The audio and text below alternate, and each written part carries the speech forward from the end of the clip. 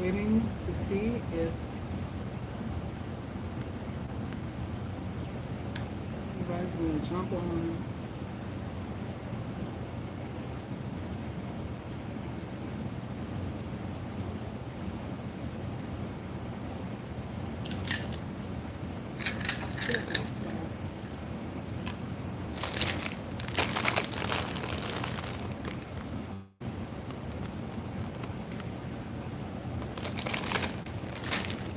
Reading.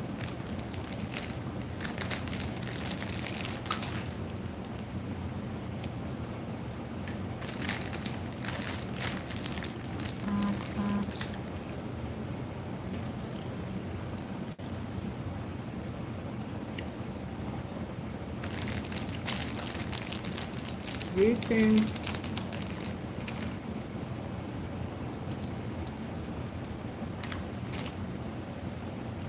How y'all doing today?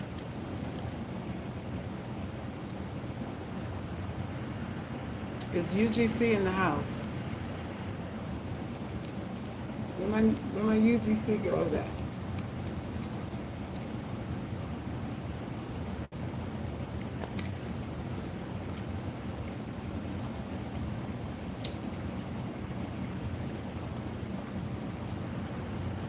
Della with her drink says,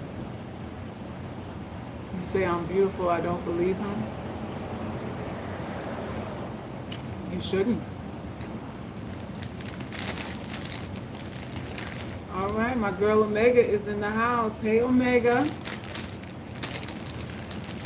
Hey, Omega. What's your next live gonna be? Are you going live today?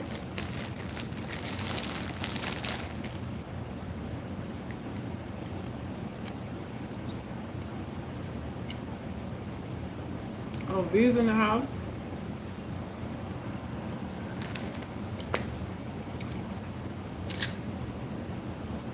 Hey, hey, hey, glow up, glow up. Rosemary, hey, hon.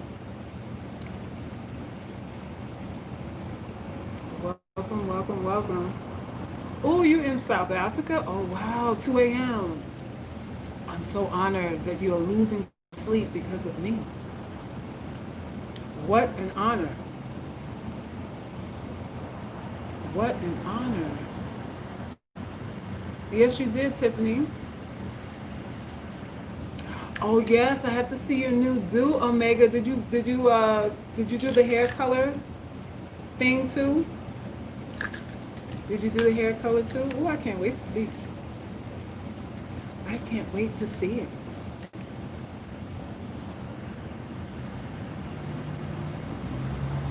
Hey, Angela.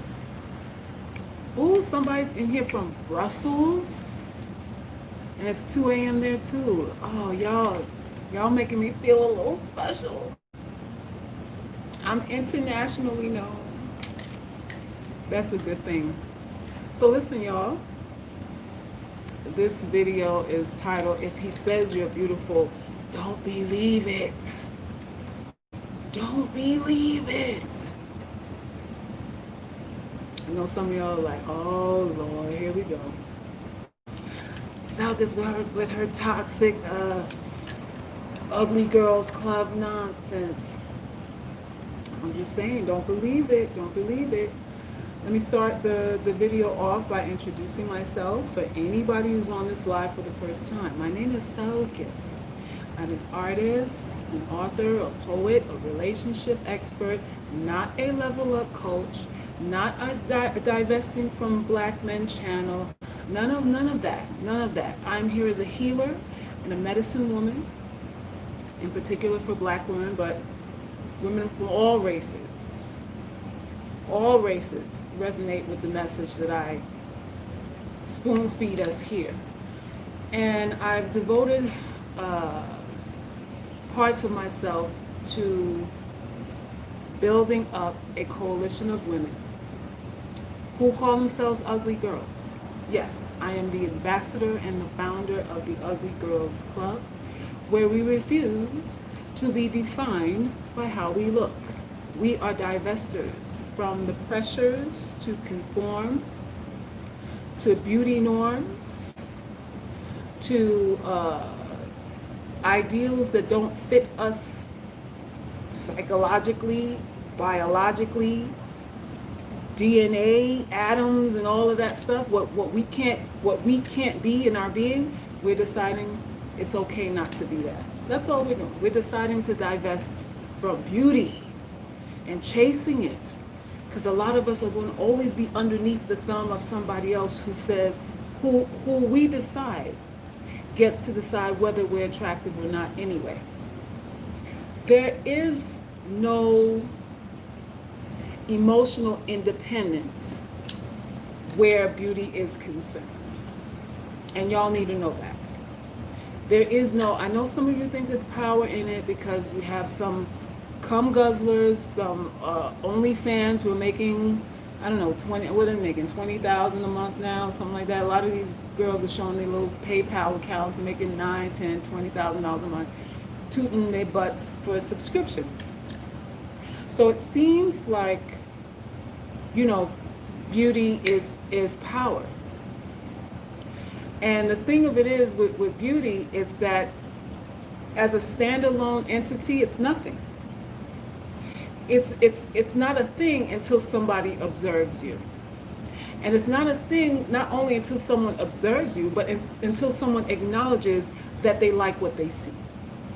So you are trapped, waiting to be chosen, waiting to be seen, waiting to be picked, waiting to be acknowledged by someone who may be being honest about what they feel about what they are observing in you, or maybe not. You don't know. You don't know. So you're sort of like a sitting duck. You're sort of like a sitting duck. Now that's not to say that some women aren't, based on every category that there is, defined as beautiful. They have women that are like that. Then you have to ask yourself, well, is life easier for them? Are they free from strife, from mistreatment, from mishandling, from delusion, from low self-esteem, from challenging their worth? Are they free from that? And the answer to that is no. Although some women try to sell you that they love themselves, that or that they feel like they're better than you. A lot of women spend a lot of time putting on a performance. And the role that they're playing is, I want you to think that I think that I'm better than you. So they invest a lot of time, a lot of money, a lot of science and technology to put themselves together so that they can look classier than you, so that they can appear to have higher status than you. And that's the majority of what's going on out here. That's the majority of what's going on out here in the world. So we at UGC said we're tired of all of that. We understand what this thing is, and it's not us condemning ourselves or putting a cross on our forehead and feeling defeated. It's us saying go ahead with the bullshit. Just go ahead with it. I'm not waiting on you. I'm not waiting on you to have a good day to think that I'm pretty because you're having a good day, or invite me to your house for wine and we hang out because you're lonely, or waiting on a situation or a systemic tragedy that happened in your life for you to now say, well, yeah, you could come in. I'm down right now, so I might as well hang out with you. We're not waiting on all of that. And this is the sum total. I've just summarized the sum total of most girlfriends. They only with you because they feel tragedy, they feel helplessness, they feel insecure and all that stuff. So they pick you to try to put a Band-Aid on their own emotions. And that's what it is. So while some of you may think it's we're just a group of helpless women, no, we are empowering each other. We are embracing this philosophy, to get out. This is the real divesting, put it like that. If you want to divest from something, you divest from this thing called vanity. because it is every woman's downfall. Every single woman's downfall. You see what they're doing to Tiffany Haddish now? She recently, I didn't see the footage of her actually shaving her head off, shaving her hair off. But I saw the finished product. You know, I guess maybe she buzzed it herself and then she went to an actual barber and he cleaned it up for her. And she looked really nice. But they drug her to filth. To filth. They said she looked like a dude. Some people think she's, it's a cry for help. It's a humiliation ritual. You know, we got all kinds of speculations other than the woman just, you know, she's in a pivot in her life and she wants it. Maybe it's a rebirth. Who knows what it is? But it couldn't be anything positive. What woman would want to look like a man? What woman wouldn't want hair down her back? There has to be something psychologically wrong with her for her to cut off all of her natural hair and choose not to have any hair on her head and, God forbid, not look feminine. She must be doing drugs. She must be snorting cocaine. There must be something wrong with her for her to choose not to look as feminine as she possibly could. UGC, this is why we divest. One day you're cute, and the next day, if you're not in line with the status quo, you're not. You're not. Yesterday, Tiffany was decent looking. You know, I never really heard anybody say anything negative or derogatory about her looks. Not until she cut off her hair. Now she's a dude. Now she's a dude. So you see how you don't win? You see how you're shadow boxing with people's up and down erratic feelings? That's what y'all gotta know. I hear a lot of women advising y'all, and a lot of y'all are agreeing to, you know, this divest word won't die. The divest word won't die. It's like, good Lord, when are we gonna bury this? But it's the topic of conversation right now. It's a hot thing. It feels like you're empowered when you say you're going to divest from black men. You feel like, okay, I'm sovereign now because I don't choose you. I choose to ignore you. I'm choosing to decide that you're not ideal for me. And it feels empowering. I know it does. I know it does. But it's dangerous also. And I know y'all don't want to hear it because y'all like, you know, what about, you know, these dudes? What about the men? What about the men and all that? Yeah, what about them? I've been telling y'all lately that morality is yours. Morality, virtue, even fairness is what you walk with. You hold that in your purse. You walk with that in your purse to every relationship that you bring. What man is fair to you without you insisting that he is? I'll wait. What guy shows you a high caliber of morality? A high sense of, you know what, I have integrity. And I'm not going to lead you on, and I'm not going to use you, and I'm not going to make you think that this is more than what it actually is. How many of you have been with men like that? How many? When you sit there and you mull over, you know, you discuss with your girlfriends, you know, how long should I make him wait for sex? How long? 30 days, 90 days? What you think? He cute, girl. He cute. I don't know. Yeah, I don't know if he gonna hold out 90 days. You might got about 4 weeks, three weeks. But you gotta at least tongue kiss him, let him finger you a little bit, and maybe you can ride it to 5 weeks. You discuss that with your friends. How long you're going to wait? How long are you going to present your virtue and this high moral ground that you want him to perceive that you have? You're working it all out in your head. You don't want him to think you're easy. You don't want him to think you're cheap. You don't want him to think you're a slut. You don't want him to think you're low value. You know, you're concerned about all these things. So you're painting a picture.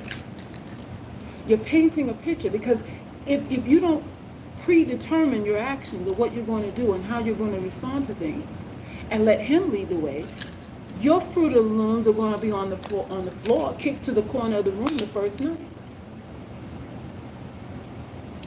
And that's all of you. All of you understand that. All of you understand that. So, you know, that's what this thing is. So it's dangerous when we talk about, when we're talking about this thing divesting here. A lot of you have children. And a lot of you are single mothers talking about divesting. You have sons. You have sons that are listening to you talk about how these men aren't this and that and the third and poison and pathological this and that, and you got sons that you're raising by yourself, or you got nephews, or you have brothers. So I'm trying to figure out how do you divest from what you are, and this goes for men too, because a lot of you men are idiots also. A lot of you men get caught up in the whirlwind that is beauty. You get bewitched by these women who hate you too. But she knows how to smile and nod and flick her hair and not be argumentative and still have her bottom line in the front of in her front view, not in her rear view, in her front view. She tells you no with a smile. She tells you no without being aggressive. You're like, why can't you be like her? Why can't you black women be like her? And she doesn't love you. But you don't know that. You don't know that she has an agenda. You don't know women play out agendas for years.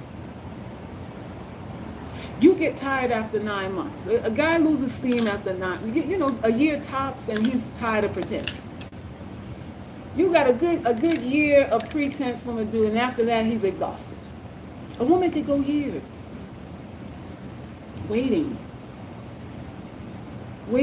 for the right time, and making sure that once she leaves you, the other guy, the other guy that's been her best friend the whole time you two was together, he's waiting for you to fuck up. A lot of that's going on. She gets pregnant on purpose, not because she loves you, because it's a coin. It's an insurance policy. Because she knows that there's an expiration date on her novelty, and when you get tired of screwing her, she gets a check. She's gonna get a check. So a lot of these relationships with these so-called beautiful, feminine, whatever women, they're all planned out. She's got it all figured out.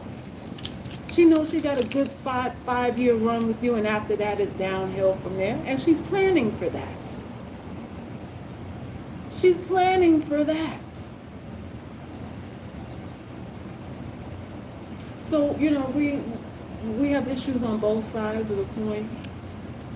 A lot of these guys don't want us, and a lot of these women don't want us, but it's dangerous for us as women to take this stance. Thank you, S. Jalisco, for your donation. I appreciate you.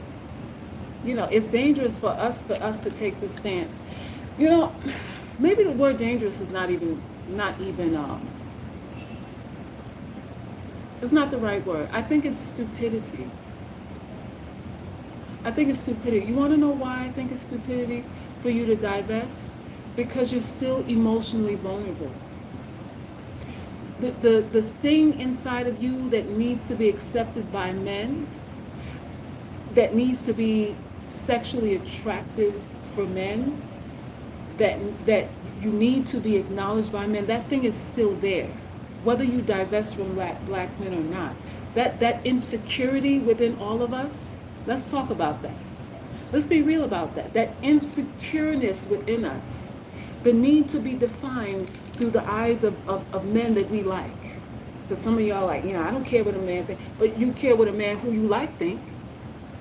Let's be real about it. That doesn't go anywhere. That proclivity in you to compete with other women, the vitriol that women have for other women, that competitive nature, that I want to see you down. I want you to feel bad about yourself so that I can feel good about myself. That thing that we have as women, when we're in spaces with other women, we're measuring up. Even we could be at a holistic retreat, and we're still looking at who has the best white gele on, or whatever it is, whose hair is better than whose. We're still sizing each other up, even at spiritual events. We can't get rid of that, and it's like a disease. It's like a disease. So you thinking that if you divest,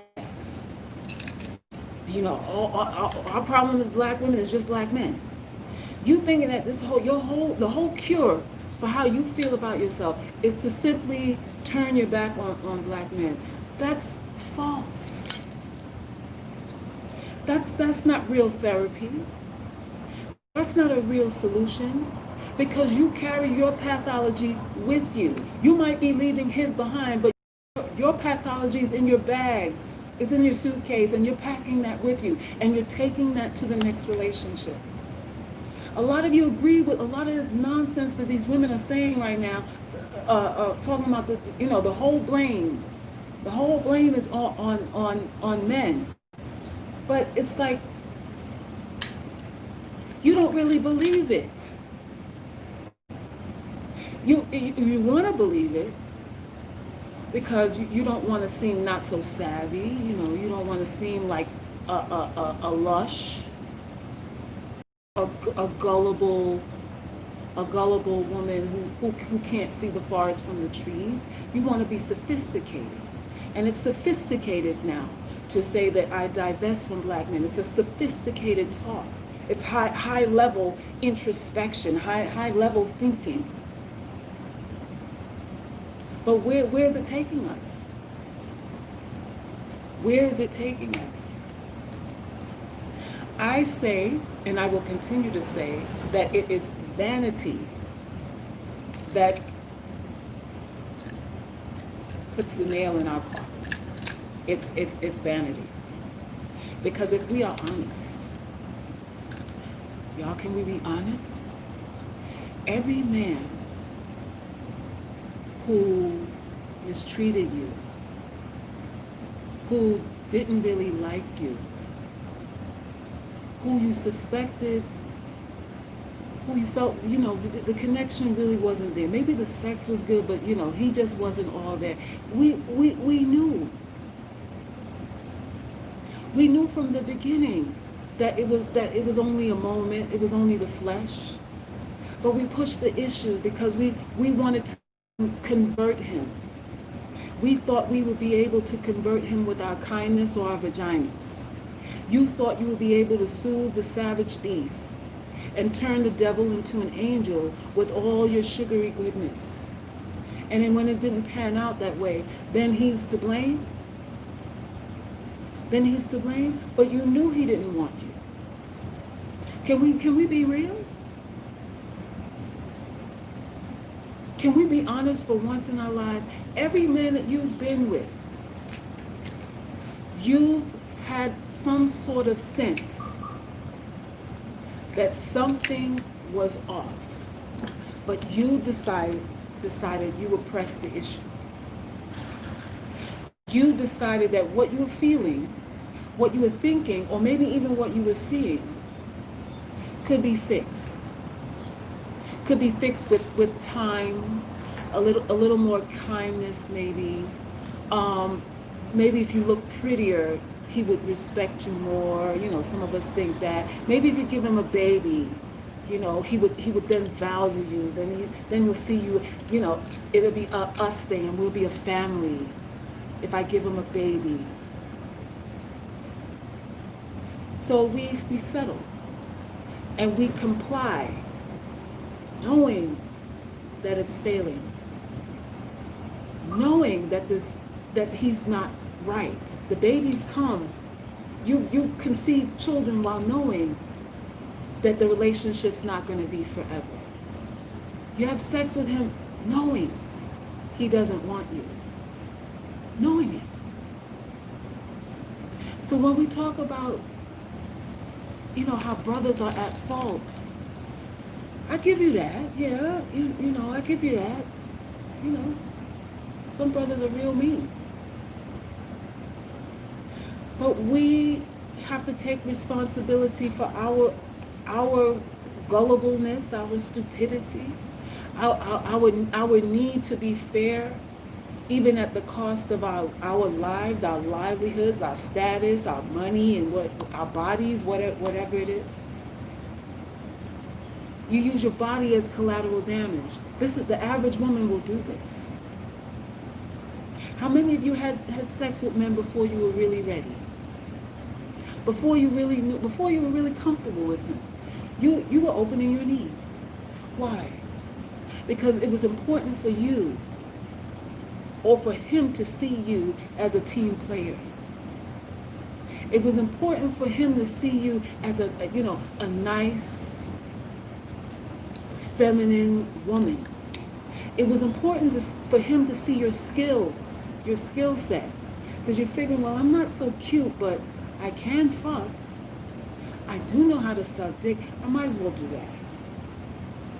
I'm a 5 all up in here, but when I'm in the bed, I'm a strong 8. So let me try to go straight there.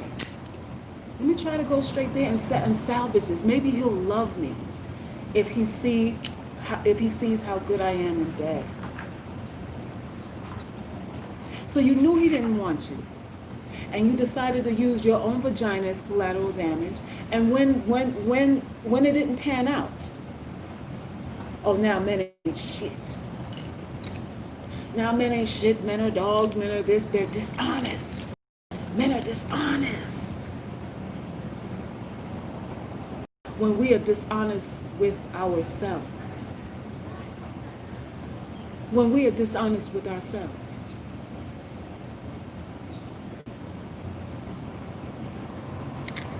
I hear women advising y'all all kinds of bullshit. All kinds of bullshit. Deflect, deflect, deflect. It's all their fault. It's all their fault. It's all their fault. Meanwhile, you sit here knowing, but not acknowledging, but knowing you knew every time he didn't want you, but you tried. You suspected. You knew. Because women know. Women always know. Some of you don't have esteem enough to act on it, but you know. Some of you have already decided through conditioning that you got to just take what you get. So you knew it wasn't what you wanted. You knew you weren't what he wanted, but you tried. You tried anyway. And that's what gets us into these traps. That's what gets us into these traps.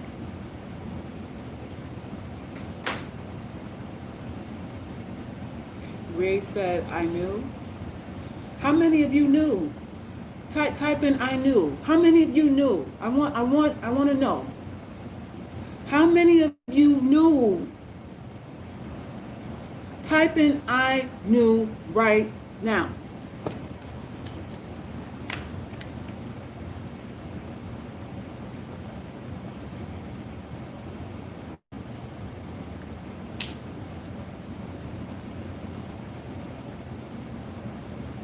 See?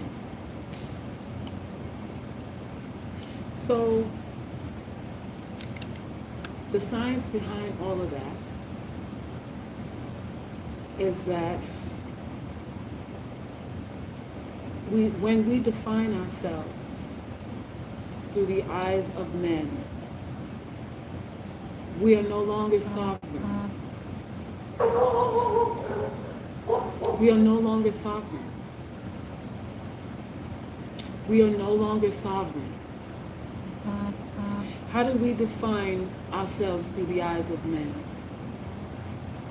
Beauty. I need for him to think that I'm beautiful so that I can feel good about me. And whatever I gotta do to simulate that, if it ain't really real let's just, some of you say, well, let's just pretend that it is. And a year goes by, 2 years go by, 3, 5 years go by, kids come and you're fighting. You're trying, you're fighting, you're beating a dead horse.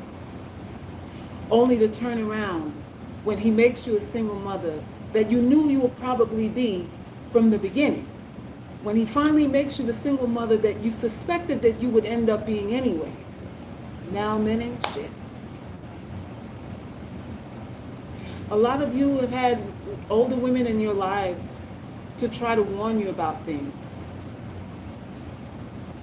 You've had women, you know, some of you were lucky enough to have women to say, you know what, watch out for that.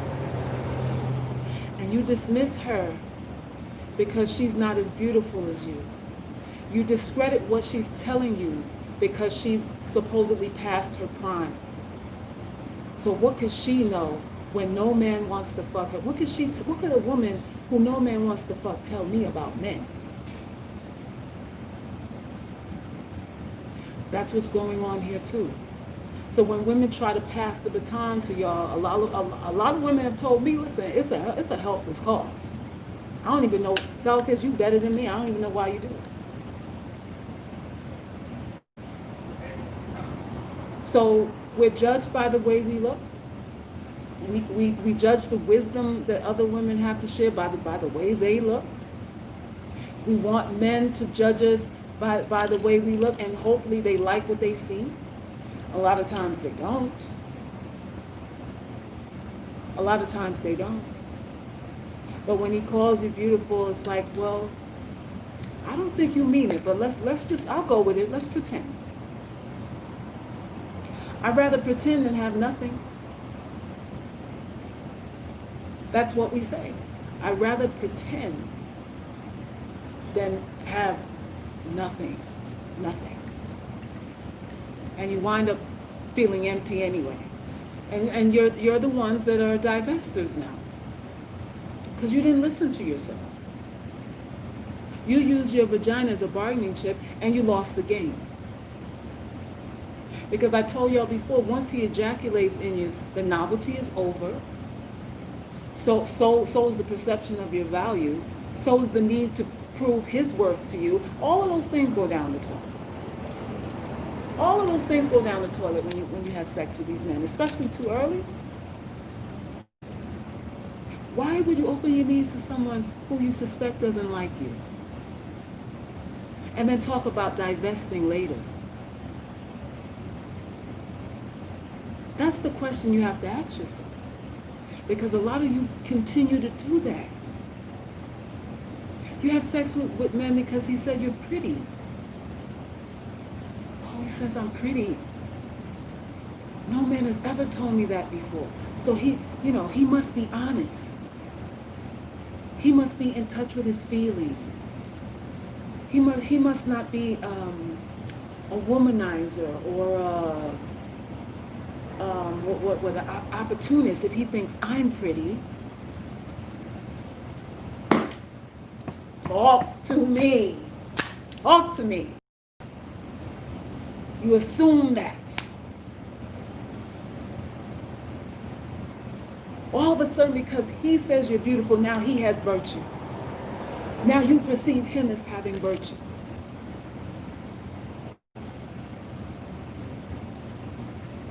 I'm trying to shake y'all. I'm trying to give y'all game. I'm trying to give y'all intrinsic game here. Deep. This is deeper than surface shit that you get anywhere else. This is jugular vein shit here. And why is this deeper than anything you get anywhere else? Because at every other turn, every other juncture, every other woman is telling you it's not your fault. Every other woman is telling you it's an easy coin to tell you it's not your fault. It's him. It's him, they, them, all of that. My channel would be bigger than it is right now if I coddled and just went along with let's hate black men. Do you know how big I would be? I'm the poster child for let's hate black men because look how I look. I'm a nappy-headed monkey. I could very well deliver that message more effectively than anybody else. I got stories that you'll never hear because there's no point. Because I was a participant and a subordinate in all my shit too.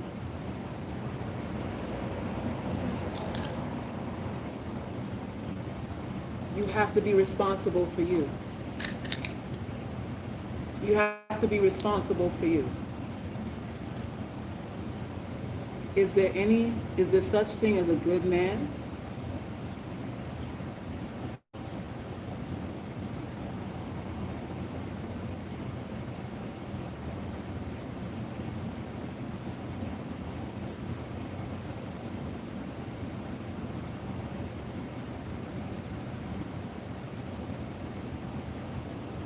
A lot of women ask that question who are sluts themselves. Not saying you. But a lot of women ask this question when they have Guy Fridays coming over to lick their clit twice a month. When they're considering opening up an OnlyFans account.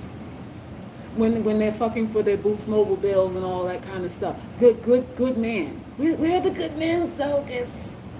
And you're a work study slut. You're a correspondence school whore. You whore for Christmas, New Year's, Easter, Valentine's Day, and your birthday. We're the good men, so yes. Not saying you. Not saying you. Talking in general.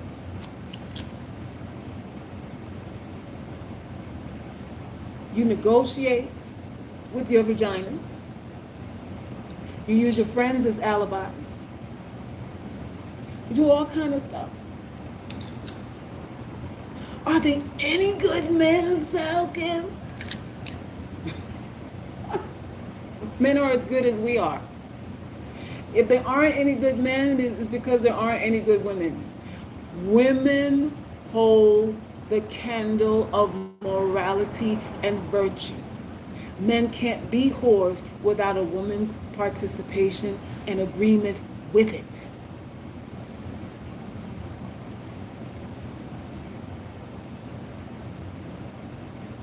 It's our job. We come with fairness. We come with the 90-day rules. Men don't come with no 90-day rules. You know how many men are fucking women that they know got herpes, gonorrhea, simplex 12, and all kind of shit going on? What he don't want is her to get pregnant. He don't care if he get bumps on his dick. He just doesn't want her to get pregnant. He'd rather take a chance getting a bump on his dick rather than getting the woman knocked up. Because that means that's because when a woman's knocked up, that means his money's involved. That means his money's involved. And anything that's depleting money is going to be an issue. Bumps on the dick, you get some cream, you know, ooze it out a little bit, put some goddamn iodine and keep it pushing. But anything requiring money, whether it be for an abortion or to have the kid, oh, well, let's talk about this now. Let's talk about this.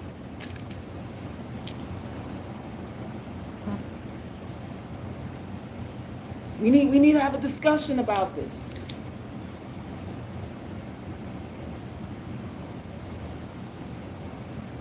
Question is not if there's any good men. It's not even that. It's not even that. Because some of y'all are your goodness is also negotiable. You'll put away your virtue and your morals depending on how much you like the guy. So even that, your goodness isn't, as women, let's be real. It's not fixed, it's transient. It depends on how good looking the guy is, how much money he has, what's his status, and your morals are transient. It just depends. And a lot of us are only moral for men we don't like. That's when you could you could sail through a 90-day rule without even batting an eye for a dude you don't like. But let it be somebody who got a nice sausage, a nice kielbasa between his legs, his little gray sweatpants, dick print, looking real saucy. Man, that whole 90 days, you like a crack fiend. Shit. I got 2 more weeks. Oh my God. I don't know if I'm gonna make because I don't know if I'm gonna make it.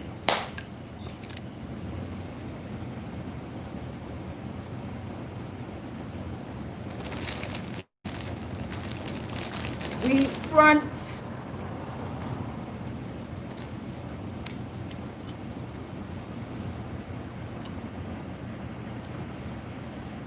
We be fronting. Stop fronting, y'all. UGC. Listen. On this channel, we call bullshit on all sides. We call bullshit on all sides of the coin. We made mistakes. We rolled the dice with our clitoris and our goddamn ovaries. Some of us lost. Some of us lost. Some of us try to level up. You know, the whole level of thing that, you know, only works for certain type of women too. You know, we try to conform. The conformity turns some more of us into jokes too. So, you know, it's varying degrees of this thing. Varying degrees of this thing. So we can't, I mean, we could blame men, but why? You blame them and then what? You still want them. You know how many of these divester chicks still want to be with these dudes?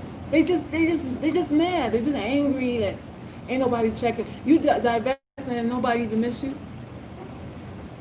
I wouldn't even, if people wasn't checking for me, I wouldn't make no announcement about divesting from anything if they ain't even checking for me. I'm already invisible. What's the point?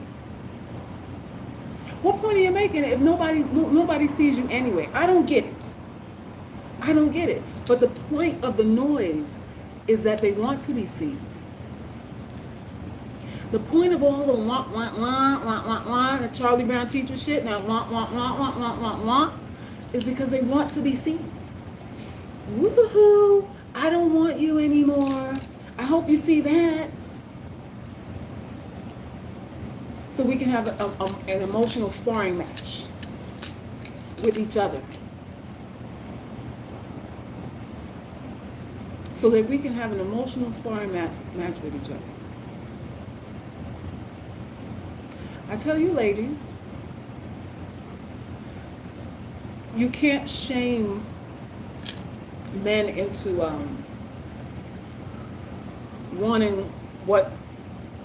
into not wanting what they want. You can't, you can't do that.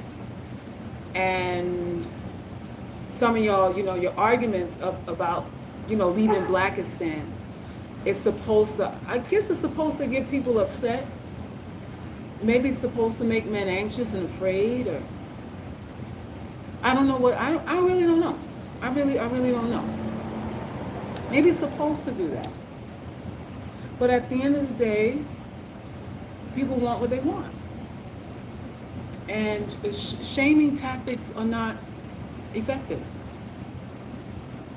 What would be more powerful for you divestors, all of you Jewish dick suckers that watch my channel, all of you girls that gurgle pink and gray discolored balls in your mouth, pink ball sacks in your mouth, it would be better for you to just be quiet and let people wonder how you feel, as opposed to being angry. It's more effective to be quiet and not say anything, as opposed to letting people know that you're upset. Because the moment someone knows that you're upset, they control you. They control you. They go, aha, you care about me. I told you, anger is care. Anger is passion.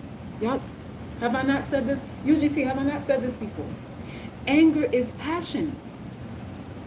So when you when you're foaming up at the mouth, and you know the corners of your mouth all dried out and shit because you're yelling all day long about who don't want you and who don't want you. They go, his dick hard and your vagina wet. Both of y'all are turned on. He turned on because you care, and you turned on because you have an anger. Like if he pinned you to a corner and put his finger up your ass right now, you give him your ass. That whole anger and passion, it's synonymous. It's sisters to each other. It's more effective to be silent, but for some reason we just women gotta make a point. You gotta make a point. And what point are you making? What's the point that you're making, other than allowing people or making people assume that you're desperate, emotionally needy, mentally unstable, lonely, insecure, self-doubt, self-hatred, low self-esteem, low self-worth, no options, no prospects?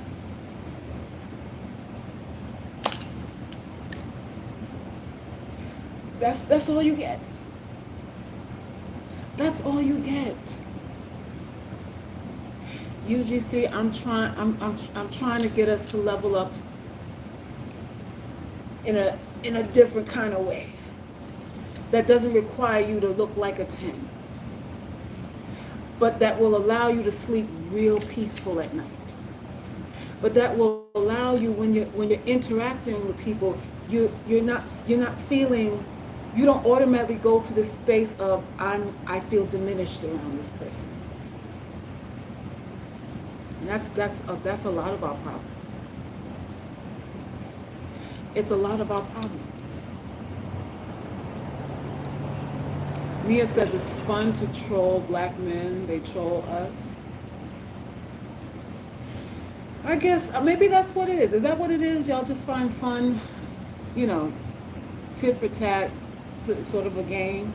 I hurt you, you hurt me back, and I hurt you more, and then you hurt me again, and I come around and hurt you again, and we just ping ponging back and forth. If that's what it is, I get it.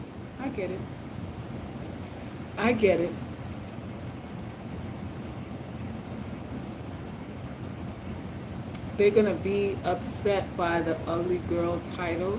Who's going to be upset with that? Who, men? Who's going to be upset with that? MGTOWs and divestors are two sides of the same coin. Pretty much. It's the same thing. Divestors are angry, and the MGTOWs, as you call them, are also upset, and everybody's, trying to regain their value and their self-worth after being destroyed by people that they respect, admire and love. That's really what that is. That's really all that is. So, y'all, that's pretty much all that I got for you. And to end it, to bring it back to the title of this thing, as far as beauty, and not putting so much emphasis and meaning into the sentiments of beauty, him saying that you're beautiful, that sort of thing. Hold on 1 second, y'all. Hold on.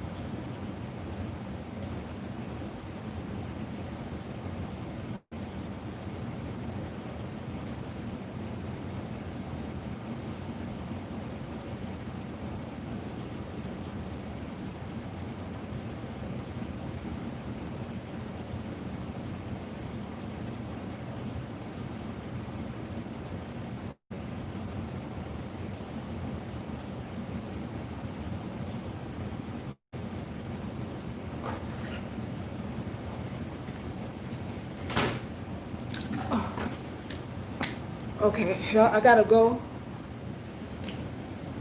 So let me wrap this up because I gotta go handle some things here.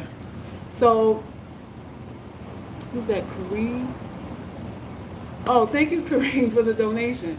So listen, y'all. To end this live, the point of this thing is this: if a man says that you're beautiful, take it with a grain of salt.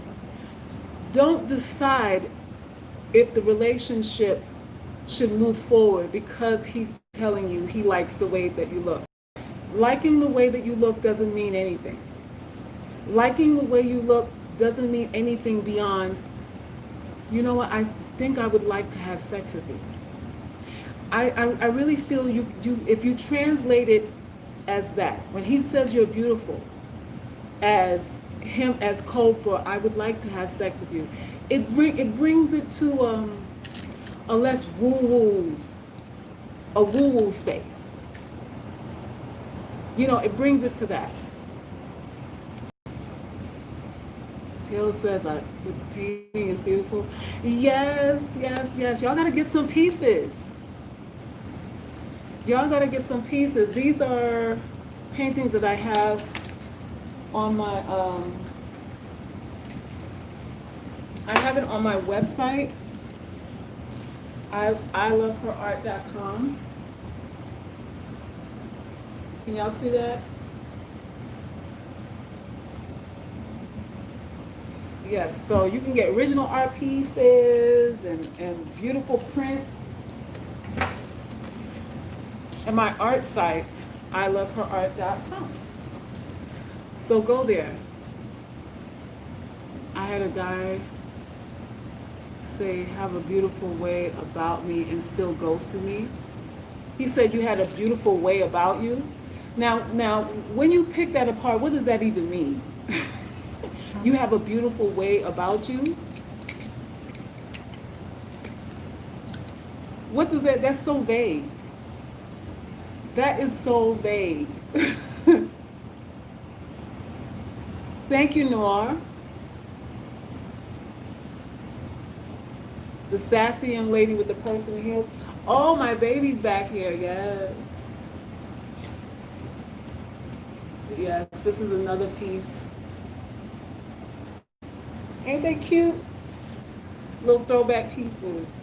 If y'all into black art, y'all need to go to the site and support the work. Support me as an artist. Like I said, y'all, I'm an artist, author. I'm still working on the book. Y'all, the submissions coming in are the bomb. Y'all, please send in your testimonials and your pictures so that I can put you on the site and celebrate you, so that other women can hear your stories and your testimonies of how being a part of this coalition has changed your world, changed your perspective on relationships, people, and yourself. Other women are going to be inspired by your stories, not just me talking, but you, real life people. I want them to see that we are a coalition. So send in your stories to info@theuglygirlsclub.com. Send them in. Awesome write-ups, y'all. Y'all got me in tears. Y'all got me in tears. Thank you, Faith. Thank you, Patty. Thank you, Super. Sulcus, can you stream tomorrow too? Your lives are the best.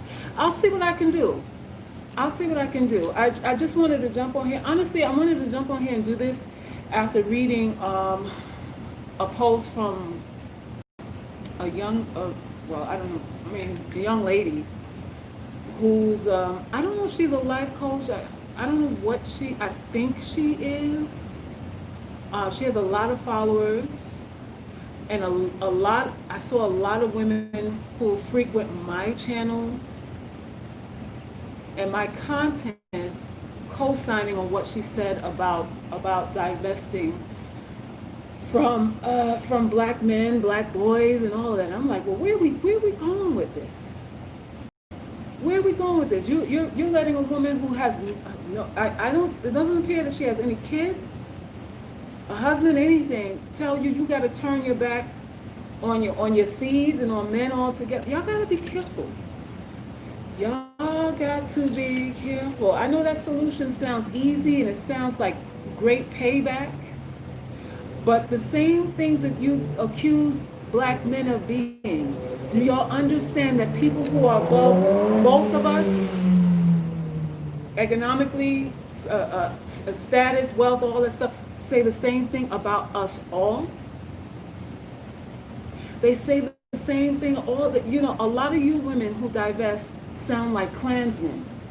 There's no difference between what you say and what Klansmen say. The same things you accuse black men of is the same things we're being looked at as a collective as being. Not lovable, unintelligent, animals, all that. I'm like, y'all. And someone, one of y'all say, I'm not, I'm a woman first and then I'm black.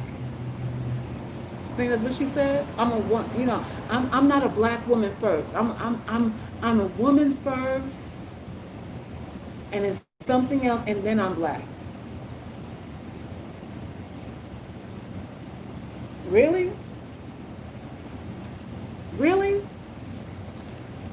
I don't get that logic. You ain't black second or third nowhere that you go. Nowhere. That's all I'm saying. So listen, y'all. If you're going to draw the line in the sand, draw the line in the sand and don't look back over here. Don't come over here on this side where we're talking about blackness and repairing each other, repairing ourselves first, of course, but repairing how we value each other.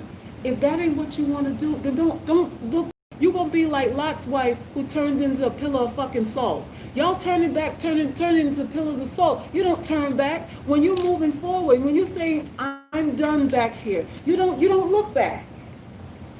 A lot of y'all looking back and you neutralize yourself. You caught up in between two worlds, and you don't really know what to believe. You believe this strongly today and not so much tomorrow.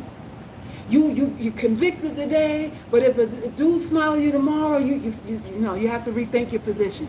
And you're flip-flopping. You're flip-flopping back and forth, and you're losing steam. You're losing steam for both sides of the coin. You're pretending on this side, yeah, I'm with you, we out of Blackistan, and on the other end,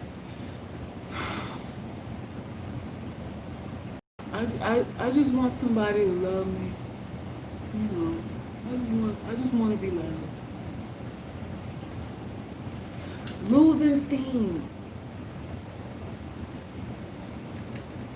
I knew a YouTuber who said she wasn't a black woman, but a glitter unicorn. I told sis to put that on her license. Yeah, some of y'all are unicorns. Some of y'all are pink elephants, blue stars, yellow clovers, and green diamonds like goddamn Lucky Charms and shit. You like a goddamn box of Lucky Charms cereal and shit. You everything else but black.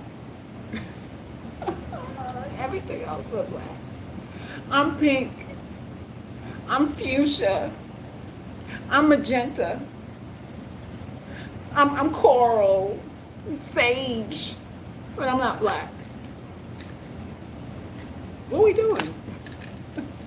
Who else believes that besides you? Who else believes that? You think your manager at work believes that? You black. You black when you go to work. You black when you go to the bank, when you cash your check. You black for the census. You black. Your tax bracket lets you know you black. Your education, all of that. All of that. What that time when Oprah was it in England? Somewhere in the UK, she was at, was it a Louis Vuitton store and everything? She was looking at $50,000 bags, and the woman was like, "Can I help you? I think you're in the wrong store." Oprah Winfrey. She clocked Oprah Winfrey as a chick who couldn't afford a bag in the damn store. Remember that? You black first. You a goddamn unicorn. Where? Oh, you a bumblebee? You a goddamn bumblebee? Where? It don't matter how much you make. It don't matter how much letters behind your name, how much education you have. You know. So if we could divest from all of that nonsense and create our own little subdivision world within this world instead of chasing approval. Every time we get this, the first black woman to do this, the first black woman who got appointed here, and the first black woman to host this, and the first black man, and I'm like, like, woo, the first blacks, we're so proud, we're so proud. We want what they have. And that's why they will always be in control. That's why they will always look down on us, because we still want their approval. We're not educated unless we go through their institutions. Unless we pass through their tests, their testing facilities and what licensures and all that kind of stuff. We ain't official until we pass through their gates. And then we claim then we're fighting for equal rights. Where equality come from when you got to go to them to be licensed, to be official? Where is the equality going to come from when they credentialize you? When we still woo for the first black this and woo for the first black that. It's a win. We finally got one. Equality where? Where? We got to come together and divest from all of that stuff. Nation bill. The only time we hear nation bill is when a nigga want 3 wives. The only time we hear about nation building is when dick is inside vagina. That's the only thing we can build is orgasms and unwanted babies. We want what they have, and that's why we're subjugated. We're subordinates. That's why. If men aren't supposed to call women beautiful, what are they supposed to say or do instead? I'm not saying that they're not supposed to. I'm telling women not to put so much weight on the expression of it or the sentiment of it. We automatically think, okay, we assume the guy likes us. We assume he doesn't have an agenda. We assume that he's honest. We assume all kinds of things that have nothing to do with what's real. Because when vanity is put in front, we get clouded. That's the point I'm making. A man can say compliments are nice. I'm not saying he doesn't have to. I'm saying her thinking process. If it's going to make you open your knees, you have to rethink your own worth. Then you don't think much of yourself. If all you need is a compliment to risk your entire life, then you don't think enough of yourself. You don't really have virtue in a sense of high esteem and value. But a lot of women get trapped up in this, and this is how baby mamas are formed. It's not because men have pathologies and women don't. Women are pathological too. We want to be wanted even by men we know don't want us. We still want the feeling of being wanted by men we know don't want us. Didn't I just take the poll? I just did a poll on live. How many of y'all knew? I said type in I knew. How many said I knew? We know. So that's a pathology. We walk into abusive, quote unquote, abusive relationships. If you know he doesn't care and you're still there and you're still trying to create a relationship, that's a pathology. That's lunacy. But vanity causes us to do that. It causes us to hold on and hang on. But he called me beautiful. I don't understand why he don't love me if he think I'm beautiful. I don't understand how he could not love me when he enjoys having sex with me. He likes my body, so how come he doesn't like me?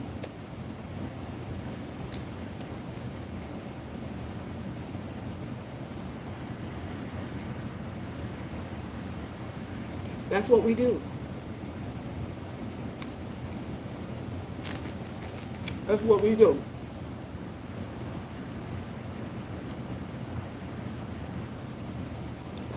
A lot of guys say, hey, beautiful, because they don't have any other game. Listen, on the record, I'm not here saying that men should not call y'all beautiful. It's nice to get compliments. It's nice to be nice and to have nice things said. I'm not anti any of that. What I am anti is the assumptions that come with that. Oh, he likes me. That's an assumption. That's not a fact. That's not a fact. We tend to, kick our imaginations go into high gear once we start hearing nice things. We start imagining, I could be with him. Oh, we could be together. We could be boyfriend and girl. We could be married. I think something serious could come out of this. We start assuming. And then once you have sex with him, what happens? Then you realize, and then he reveals how much he really likes you. And it's usually not that much. It's usually not as much as you hoped. Not as much as you assumed. It's usually right in line. Listen, truth be told, it's usually right in line with your fears. What you suspect might happen. Those fears that you push to the back of your mind. Well, I don't want to be negative. I don't want to be negative. I'm just going to hope for the best with this situation. I'm going to let God lead. And I'm just not going to be negative with this. So it's everything you suspect that you bury.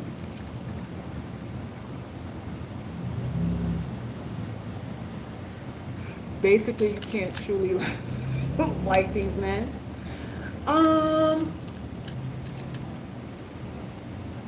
You can. I'm not saying you can't like them. But what is like? Like is just, I enjoy your company. You're fun to be around. Maybe I learn things when I'm with you. I improve on myself when I'm around you. Maybe you teach me things.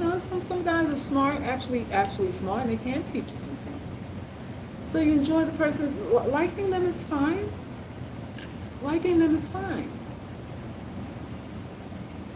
You're confused. It's nothing to be confused about. There's really nothing to be confused about. We force the issue in relationships. We try to make men like us. And that's our downfall. We try to change ourselves, become more feminine, more pretty, and whatever. Y'all know what y'all do. And only to realize later that none of that really mattered anyway, because he had already evaluated how much he was going to give you, whether he was going to stay or not, whether he left or not. So a lot of the effort that we make, a lot of it is in vain. A lot of it is in vain. You don't have to worry as much as you do. And you will be a more exciting woman if you didn't worry so much. If you weren't so jealous. If you weren't so insecure, you would be more exciting. You would create more anxiety. You know what love is? Love is pressure. Love is desire. It's the desire that you want. How do you desire something? It has to be something that you don't have. It has to be something you can't quite attain. It has to be something that you're not getting satiated from. That's what desire is. Desire is, that's over there and I need to get that. That's over there and I don't have it. That's what desire is. That's all desire is. But we tend to think desire is, let me give him everything I got. And then he'll desire. He'll desire me if I give him it every day and twice on Sunday. Then all of a sudden he'll desire me. Nobody. This is why they leave after they fuck you, because the desire is gone. He has it already. The bird is in the hand. It's no longer in the bush. The bird is in the hand. He already ejaculated. The desire has been quenched. There's no need to desire you anymore. I have you. I have you. That's the problem. That's the problem. Some of y'all lead with that. You exhaust yourselves emotionally. You're too available physically. And it doesn't translate as worth. It doesn't translate as worth. And especially doesn't translate as worth when he knows he's not doing his best for you. When he knows he's not making an effort and you're always around. You're always there. You're letting him borrow your car. You're giving him money and stuff, and he don't have to do nothing. Why should he respect you? What would be the reason for him to respect? Far less desire you, but just the respect. What would be the point? And what is respect, UGC? Anxiety, fear. Y'all got school on that already. Respect is fear. Fear of losing you. If you're giving him everything without him having to put up any effort, there is no fear of losing you. There's no reason for him to think that you're not going to always be around. And people will abuse you. This is just human nature.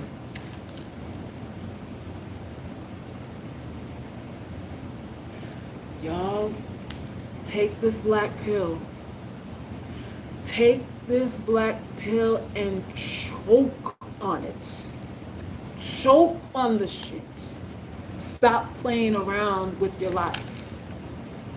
Stop playing around with your life.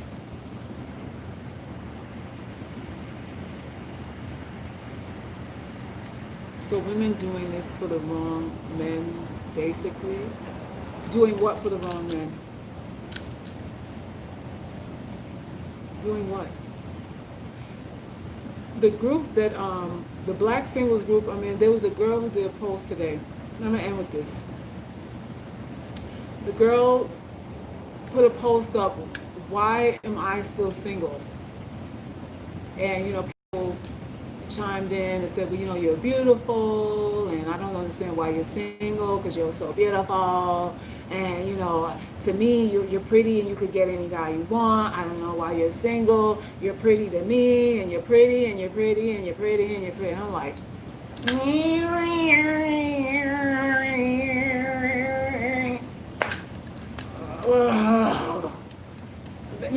you're pretty, so I don't know why. And you're pretty, and I don't know why. That bullshit. And I told her, you're single because everybody that you want don't want you. Period. And that's why most people are single. We always want someone who is better than what we are. We expect them to come with virtue, morality, more money, a better body, more education, more intelligence, whatever it is. We don't want a real reflection of who we are. We don't want a reflection of who we are. We want someone better than ourselves. And this is why everybody getting burned out here. Because the moment you decide that you want somebody better than you, they're gonna act, think like they're better than you in your life.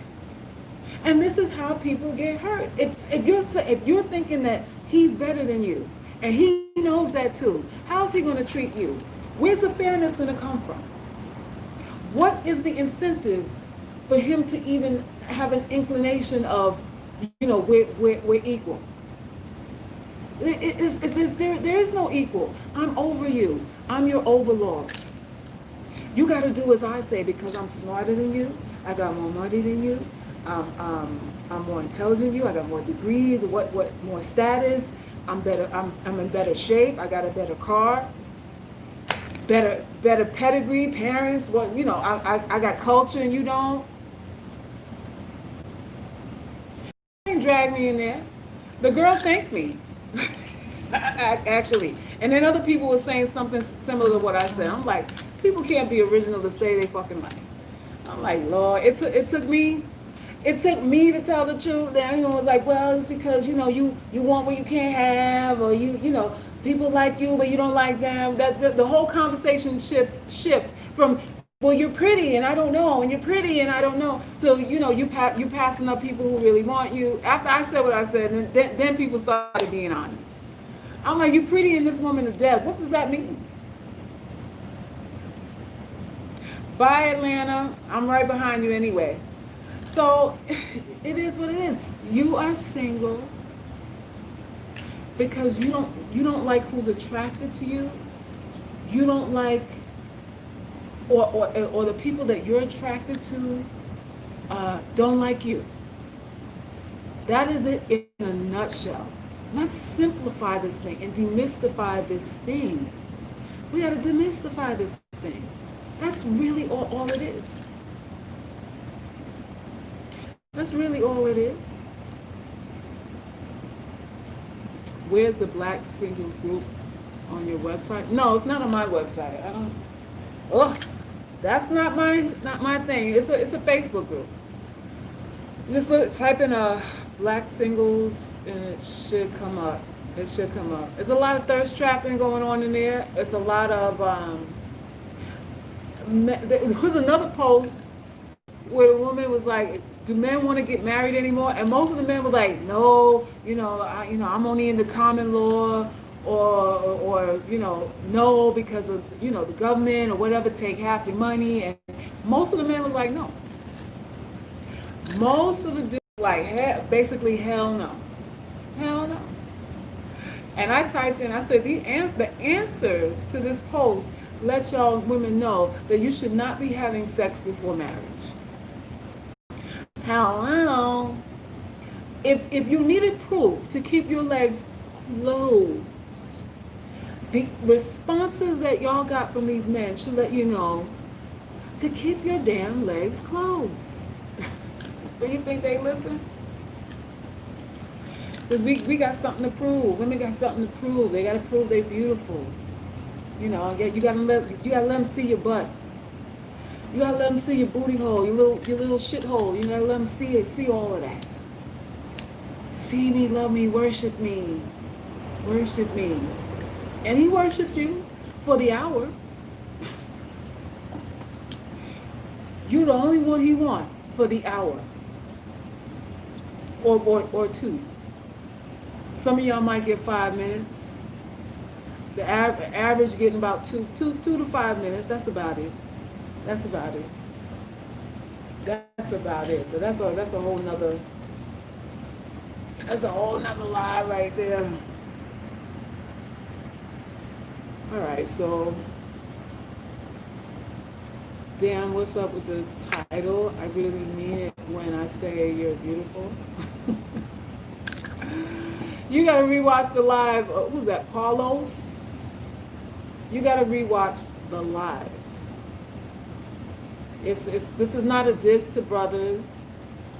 Hey Oni, it's not a diss to brothers. It's women having an understanding of beauty and the power or the not so powerfulness of it. Women have to get clear on this thing, because so that won't create a new generation of baby mamas and women like that girl, who was it 2 weeks ago, that pretended she was going to commit suicide because the dude rejected her, and she's single mother of 5, pretending that she's going to crash her car with her kids in the car and all that stuff just because the dude don't want her no more. Listen, we can't afford to have those scenarios playing out. It's too much of that going on.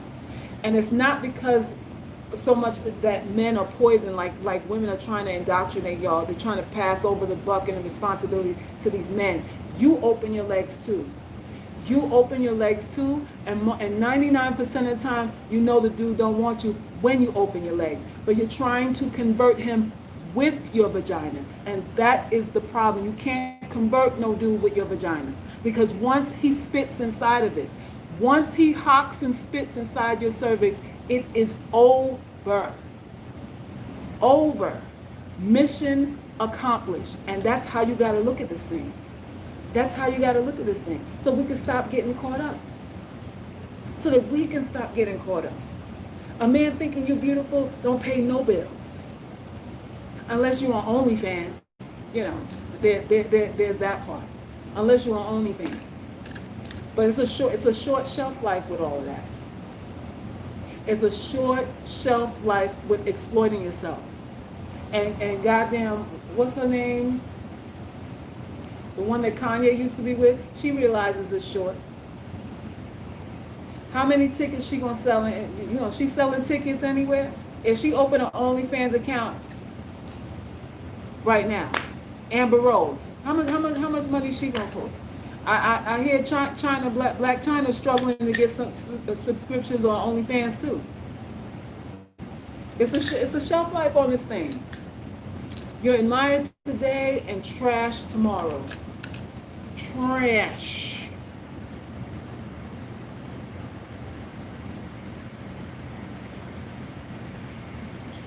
You say, so because when I tell them I'm pretty, I tell them, thank you, I know. I would just say, okay. That's how I respond. That's how I respond. Oh, you know, you sell because you're so chocolate and pretty. I go, okay.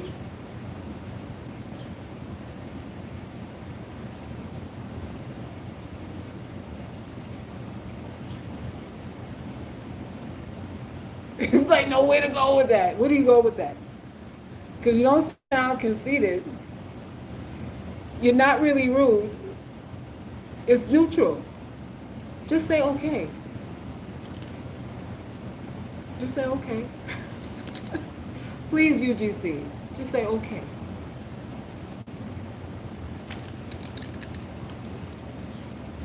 You can say thanks. Anybody can say thanks. I say okay. Or sometimes I go, really? Okay. I give you the really in front of it. Like, oh, I'm surprised. Really? Oh, okay. That's all you get. That's all you get. That's all you got to give them. And it's not rude. It neutralizes everything. It doesn't allow it to linger on and go further into anything else. Paulo said, "Oh, that's better." It's better to say, really? But really, like, I'm so bewildered. Like, wow, you think I'm pretty. Whatever.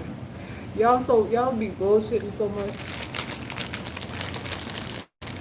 Y'all ladies, to end this live, assume that men are bullshitting you. I'm talking to UGC right now. Some of you think you're pretty. Some of you actually are. Not really addressing you. I'm addressing the Ugly Girls Club right now. If you are an ugly girl, there's a certain way we got to maneuver with this thing. Assume that he is lying to you. And it doesn't have to translate as rudeness. You don't have to be condescending about it. You're not invested emotionally. You're just not invested emotionally. That's it. Oh, okay. You okay it. Oh, you're beautiful. Oh, okay. Oh, okay. That's it. However dramatic you want to go. However dramatic you want to go. You can go. You do that, the gasp, or the head nod, like you're thinking about it, like, okay. Like you believe that he believes what he's saying, like you're impressed that he thinks that way. Go. Okay. There's 100 ways to do okay. There's 100 ways to do okay. Pick one. Pick one. Pick one. Don't be scared of nobody. Don't be scared of nobody. Be charming. I'm rude and all of the above. No, no, no, UGC, we don't, no. Don't get rude. Be clever. Don't be rude. Be clever. There's a difference. There's a difference. Be coy and be clever. Don't be rude.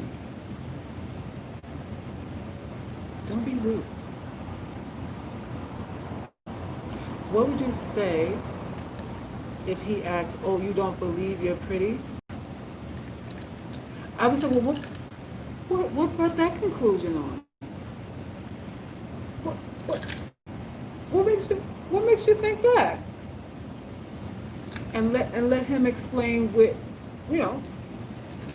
he comes to that conclusion from. Oh, well, you didn't say thank you. So because I didn't say thank you means I don't appreciate the compliment? Wow, we're assuming. You're assuming a lot. John, stop assuming. Stop making more out of this than it is. Don't overthink it, John. Don't overthink it. You're overthinking, John. Use what they use on you. Don't they always blame women for overthinking? Say, John, now you're overthinking. It's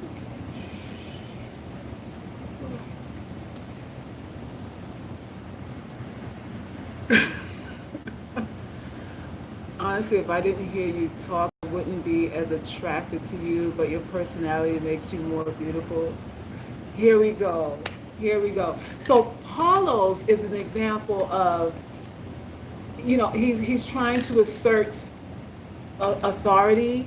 He wants me to know what he thinks. So now he's admitting that he didn't find me attractive just by looking at me, but now he's enamored, maybe a little curious, because I got all this pizzazz about me. So he's letting me know, like, you're really not cute. I like your personality. That's what Paulos is saying right there. And they'll tell you things like this, and you go, oh, okay. Okay, good to know. Good to know. You gotta tell Paulos, men like that say, oh, I'm glad you told me.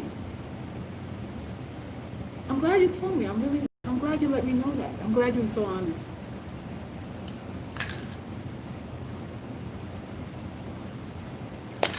That's how you do that. So you don't go, well, what do you mean? Well, what are you really trying to say? Go, oh, okay. Neutralize it. Neutralize it. Reeve said backhanded compliments. Yeah, they're good for that. They're good for that. And Paulos is the example of why, because he had said that I was beautiful before, but then he came back and said, I didn't really find you attractive until you opened your mouth. So he's the perfect example. Thank you, Paulos, for being Exhibit A. I know you didn't sign up for that, but you're Exhibit A today. This is why I say, take it with a grain of salt, because it shifts. It's transient. Compliments are transient. They're softening. Let me see what she needs. Let me see how emotionally vulnerable she is. That's all it is. That's all it is. Do not believe them. Do not believe them. Period. Now you got it real time. Now you know why I say let it go. Now you know why I tell y'all to respond by saying, oh, okay. Oh, okay. Hey, John, thank you for the donation.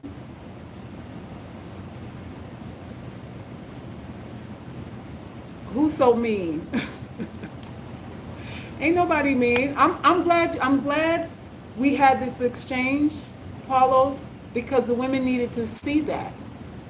They needed to see how you guys switch and alter and gaslight and shift to try to, you know, kind of subtly or not so subtly put you in your place and make you feel insecure. That's really what you were trying to do. This is what men do. This is what men do. So this is why my message is for UGC only. And anybody, any woman that's, you know, outside of the circle of that, you know, you on some other stuff, you could be on some other stuff, but my message is for UGC only. We have to be careful. We have to be careful, and we have to be diligent, and we have to listen. We have to observe. We can't afford to be too emotional. We can't. Why ugly, Mo? Mo, you don't say that when you huddle with your guys, talking about who ain't cute enough to be a housewife, who ain't cute enough for a businessman, who ain't cute enough to be a kept woman, who ain't cute enough for this. All y'all do all day long is rate who's cute enough to get what. So when you're asking me why ugly, though, you can answer it too.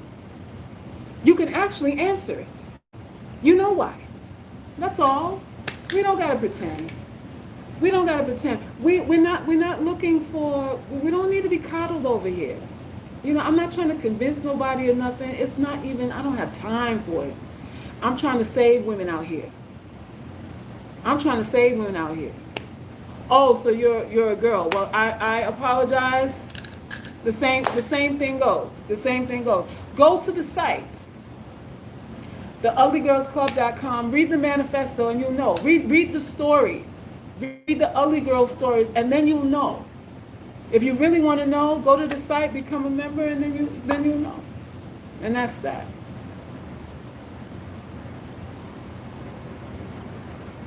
Why are you giving free game to these women? I will get no play from them if you keep it up. Paulo said he ain't gonna get no ass because I'm giving up the ghost. Sorry.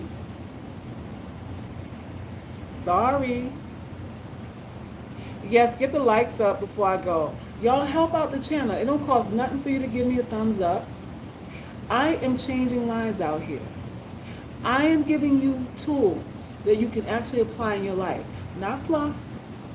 Not stuff that it takes a lot of brain cells to believe. I'm reiterating or playing back for you your whole life. I'm reading back your whole life. That's all I'm doing here. That's really all I'm doing here. So it's not a whole lot of convincing. Y'all already know. We are cosmic coupling here. You're here because you understand and you know what I'm saying. It resonates with you. You know, and that's all this is. That's all it is. I want to save our young ladies and our older ladies too. I want to save all of us. If there's one less heartache that you can get because you heard something here that was life changing, then my job is not in vain. These men don't like y'all like you think. And I know it hurts to hear that. But somebody's got to tell that to you to shake your ass up, to get you out of here, out of your own ego.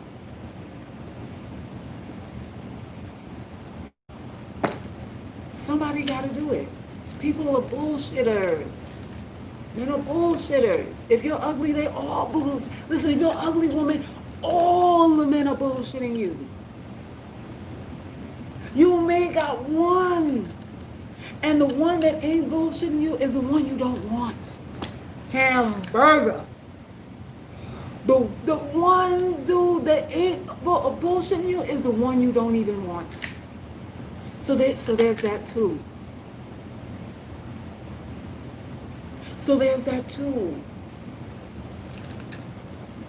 You have to be careful.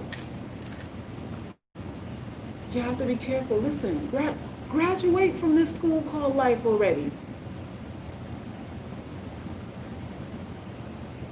Ugly as in looks or attitude. You're unsure about what ugly is.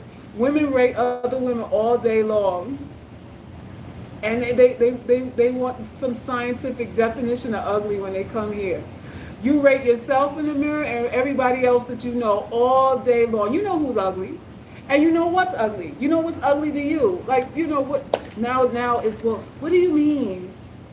Do you mean spiritually ugly? Do you mean ugly in the etheric realm? Do you mean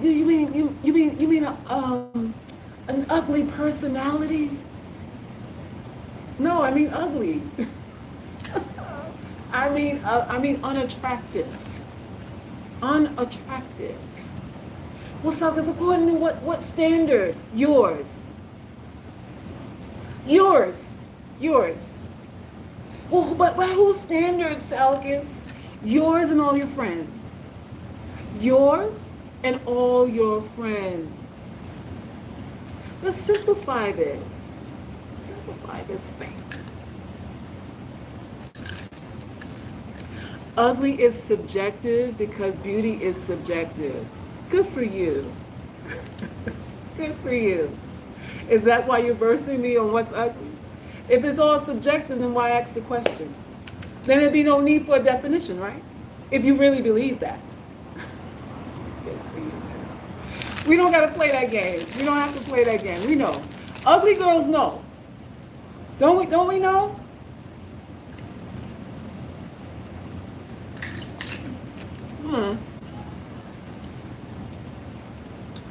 We're not talking ugly in theory.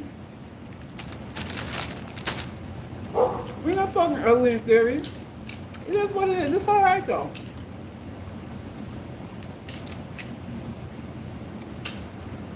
Selfish rage, that's mean.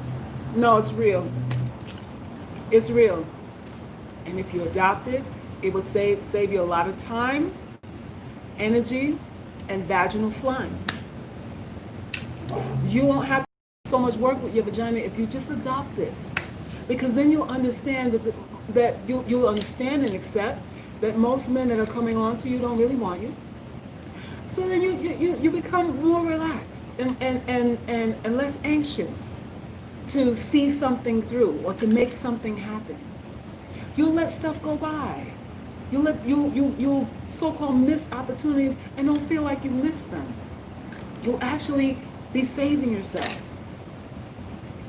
You'll actually be saving yourself. You will. And that's it. There it is. I'm ugly based on my own standards. Dead. Christina, listen. What we gotta do? We gonna live, love, laugh. We gonna toast. We gonna toast. We gonna do what we gotta do. Regardless. But when you open it up, if I could offer you a lot of money, what? Paulo said, but when you open it up, if I could offer you a lot of money. Do y'all see where it's going? Do y'all see how he morphed? Paulo's the only reason why I'm not blocking you is that this is real time lesson here. I would block you. I might block you if you come on the next live. I might do that. But I want the playback. I hope they watch our exchange. You went from gentleman, I appreciate you, to now you're offering money to look inside people's cervix. Now you're offering money for pelvic exams. Right. I wish older women were as honest as Selkis. Give us straight about the so-called love and finding a mate. Thank you. Can't get enough. You're welcome. You're welcome. Listen, there really isn't any new game. And I think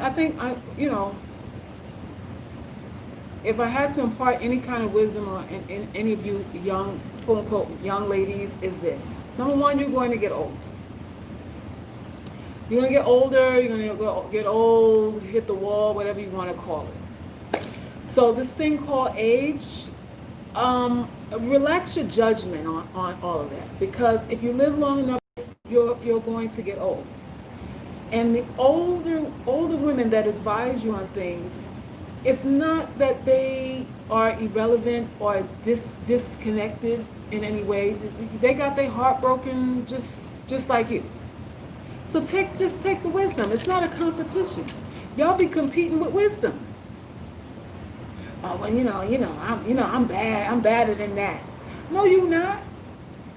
No, you're not. You're just as scared and as vulnerable because you want a man to like you.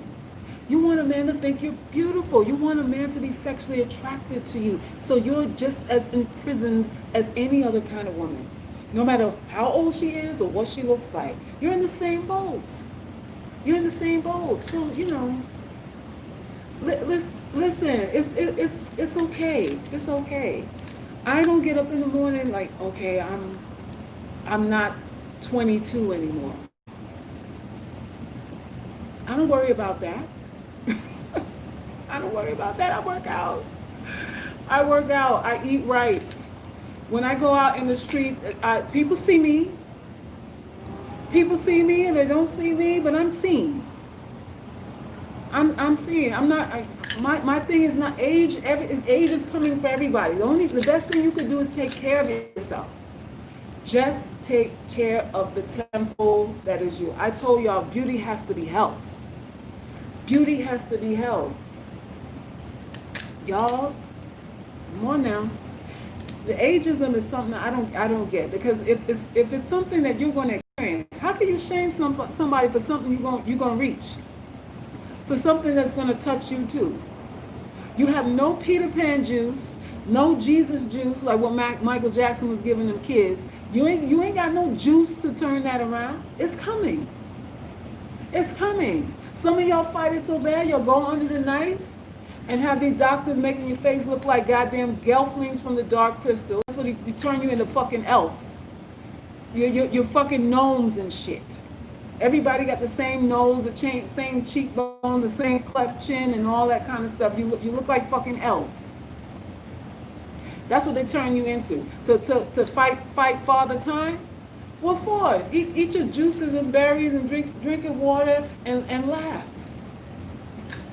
And let the chips fall where they may. But you older women, don't be intimidated by younger women. And younger women, you don't have to be intimidated by older ones neither. No, listen, I feel like nobody could take an opportunity away from me. Like nobody. Nobody could take an opportunity away from me. I mean, you may be younger, but that translates as better. I don't know you. I don't know what's going on in your life. I don't know if you're happy. I don't know if you're suicidal. I'm not thinking that deep into it. Women think too deeply about every fucking body else except themselves. You got all this illusion going on, all your imagination running away with you about what you think another woman has, and you never sit down and take half that time to do some introspection on yourself. That's our problem. That's our problem. I'm not diminished around no 22-year-old, no 25-year-old, nobody can do me. Nobody. Toot, toot. And that's just what it is. Monkey mouth and all. Horse face and all. You gotta want peace in your life. You gotta demand peace in your life. That's the ultimate goal. Peace of mind. Peace of mind is the ultimate goal.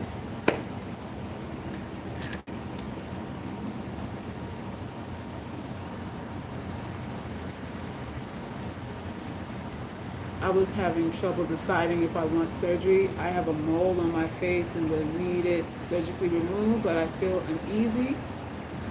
That's up to you. Self-improvement of any sort, whether it's surgical or not, is your choice. that's up to you. I would never say nobody don't do anything. I think there are examples of extremes, and I think there are a lot of examples of women doing things that are supposedly for improvement, and they turn into a freak show. They turn into a freak show instead of looking like they've improved themselves. So there's that part too. There's a lot of that. You gotta be careful. You gotta, this thing called perfection. I missed your what was your repeat the question, Ebony. Men have a wider range of who they find attractive than women. Women like to think they're unique with the whole I don't see physical features, I only see personality. You're saying women say that they don't see physical features, they see personality? Is that what you're saying, Martin? So you're saying that men have a wide range of what they find attractive. I believe that. And I also believe that you guys are under pressure to conform to what is quote unquote status symbolic within your lives too. There's certain type of women that are symbolic of status, and others are not. And sometimes y'all, miss out on true love or women who truly care about you because she's not wrapped in the package of status, and you worried about how you gonna look too. But men, I don't believe men are immune to that. Women care about what others think, just like men. Just like men. I say on this channel a lot of times, men like a whole lot of stuff in the dark. Men like a lot of shit in the dark. There's a lot of ooh going on in the dark. When the lights are out. Ooh, girl. Ooh. There's a lot of oohing and eyeing when ain't nobody looking. It's a whole bunch of that.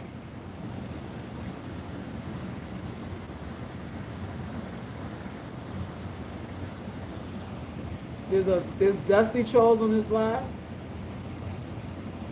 Who's talking about, Mo, what if a person doesn't have money for those things? With cosmetic surgery, gym, and dental work, you cannot be ugly unless you choose to be. Okay. Well, this is true. If you want to do all of that,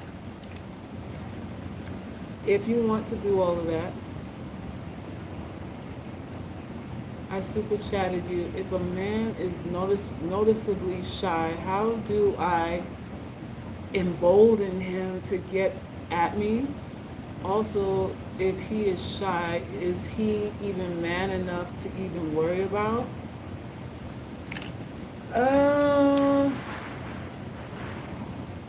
I mean, there are legitimately shy men. There are. To tell you that I could know automatically whether a particular guy is worth it or not, I mean, I would need the whole backstory around it. I mean, some people are worth coaxing a little bit. It depends on how much coaxing you got to do, though. Because you could be shy and still show some interest. If he is shy and not receptive to any communication, any advances or anything like that, I think at that point it would kind of be a lost cause. Because I'm shy. Like I'm a shy person. Like, truth be told, I'm shy. But I would still be receptive. I wouldn't be shy to the point of get away from me. I wouldn't give off that vibe. So it's an energy thing. If you feel like someone's just they're not being receptive, it's one thing not to be talkative, but it's another just to be turned off. If he's a turned off kind of shy, I don't think there's anything you can do with that.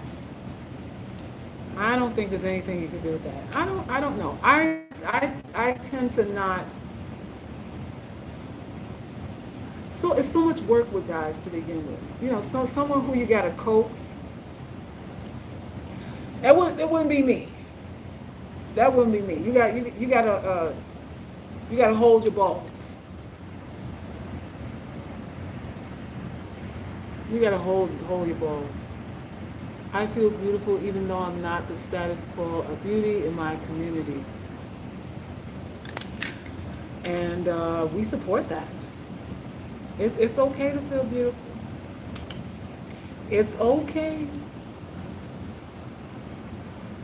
I'm not shy, but introvert. Okay. I do wonder if I'm doing it for myself, or was I teased about it so badly that I can't overcome it? Well, the fact that you're questioning it means that I would lean towards it being that you're trying to satisfy the pain of rejection. And removing the mold, I don't know, it may assist you a little bit. The feelings may still exist. A lot of times you alter yourself and you realize, I still feel fucked up. This is what a lot of trannies go through. They turn their balls inside out and still feel suicidal. They cut off their penis, turn their balls inside out, and still want to jump off a bridge, even though they look like how they supposedly always wanted to look. That mental thing.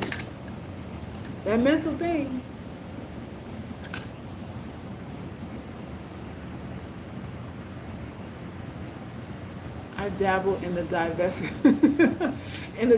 movement, but I know I won't be happy with myself as some damsel. Well, Nia, eventually I advise every woman to come to a conclusion.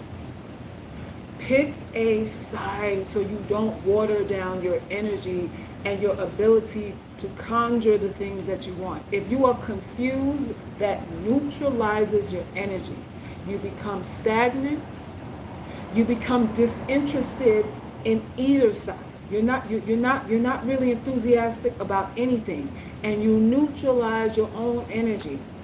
And in neutralizing your energy, guess what happens? You get no results, or no results that you want. Put it like that. You get no results that you want. So pick a side. Pick a side. That's always my recommendation. Go balls deep. Go all in. Get your fingernails dirty in whatever you want to believe. Go all in. There are beliefs in this world about everything. People believe everything.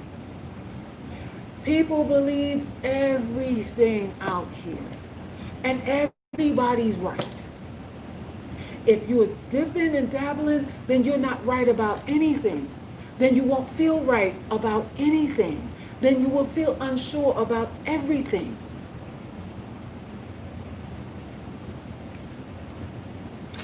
That's all I'm saying.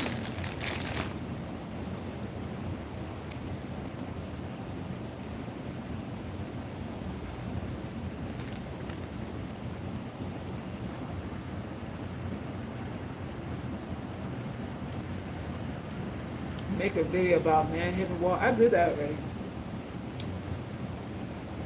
I did a video about men hitting the wall already. I mean, they know it. We're not doing tit for tat. We're trying to heal ourselves. We crazy, and we got to heal our own crazy. I noticed that I've been getting the same results with men. Not calling, the relationships, investment, for the most part. How do you overcome seeing the same results so much you think it's just you? It is you. If you're seeing the same results, it is you. Now, what part of you is it? What are you doing? I mean, those things have to be examined. It's never not you. It is you. It's how you're responding. It may be what you're saying, what you're not saying, what you're doing, what you're not doing, what you're feeling, what you're not feeling, how you feel about yourself, how you don't feel about yourself. It's all those things. It is you. It is you. Becky doesn't worry, shy. She will meet him at NASCAR, walk right up to him and hand him a beer. She would, y'all give me a fucking break with this. Becky's a cum guzzling whore too. Yeah, Becky goes up to him and hands him a beer because she's already drunk. That's why Becky does that. Give me a break with all that shit. Give me a break with all of that. Stop comparing us to Becky and just go get you one. Go get you one of them that pretends that she isn't a whore.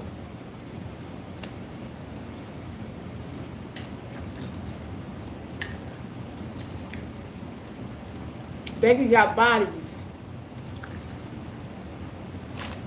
but because her hair is soft, you think it's all good. You know, she's gently used because she got fucking straight hair, but Becky got bodies. Fuck out of here.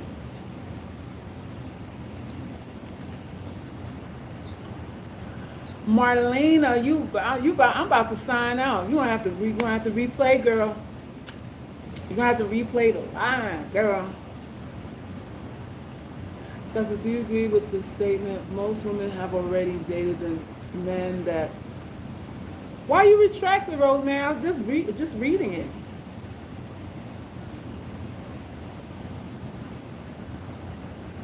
Suckers, do you agree with the statement? Most women have already dated the men that would have married her. Most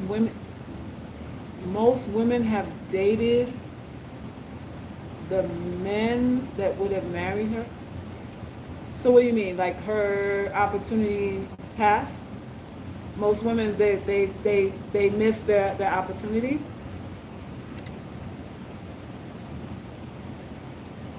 Do I agree with that? I don't know if I agree with that. I think no. I don't agree with that. I don't agree with that.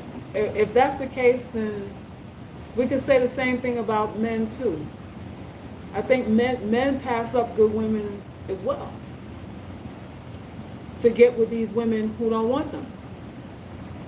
So if we're doing it, I think the best that men could have in their lives, they pass them up also. I think they pass them up also. So I think it's on both sides of the coin. But to say you don't have a chance because you're not, 22, 25 anymore? I don't know about that. Listen, all y'all were, some of y'all might still be 25, but all y'all were 25. How many guys were proposing to you when you were 25? We need to stop telling these lies. There were more men who wanted to fuck you when you were 25, not marry you. Hello? There were just more men who wanted to fuck you, not marry you at 25. The phone kept ringing because niggas wanted their dick washed. They wanted their head washed. And you had perky titties and a perky booty, whatever it is back then, and they wanted their head washed by you, as opposed to an older woman. How many proposals did you get when you were 25? Talk to me. Stop letting these men bullshit you that your ship is sailed. What were they offering you when you were in your prime? What will you be? Was the ring, the offers for the ring and the house and the maids and the whatever? How many offers did you get? How many offers were you getting back then? Maybe 2 more than you're getting right now. Maybe 2. Maybe 2. It's a joke, y'all. It's a joke. Y'all listen to these men shame y'all. This is the shit that y'all absorb. I'm trying to tell y'all, stop doing it, but you lust after that. You want men to denigrate you. You like hearing that because it justifies your feeling of inadequacy. So you give them view counts, you super chat they asses, and they tell you you ain't shit. Nobody don't want you, and you absorb all of that through your skin. You absorb all of that through every pore in your body. I'm nothing. Nobody wants me. I'm not 25 anymore. I'm nothing. You absorb it through your skin. Then it becomes a part of your own DNA. It becomes a part of your own DNA. And who are the guys that are telling you this? Men who have nobody themselves. Men who are not in committed relationships. A lot of them are questionable. A lot of them probably, if given an opportunity, they would explore their own sexuality. They won't tell you that they're broken, but they'll tell you that you are. They'll say that, what they've red pilled. They see life for what it is now. They'll never admit that they're broken, when a lot of them are. When a lot of them are emotionally broken too. Stop letting these men tell you you ain't shit, because then you're going to live that way. You're going to act it out. 1-800-FACTS. I'm in my 20s, and most of the pain I deal with is from being hypersexualized and not a person. Men from all ages and backgrounds. Kid Dano, can you tell the peanut gallery in the back? You know that I know that you know. Tell these women that it's all ages, backgrounds, economic, financial tax brackets going on, felonious con men going on out here from all backgrounds, from the clergy, come on down. All.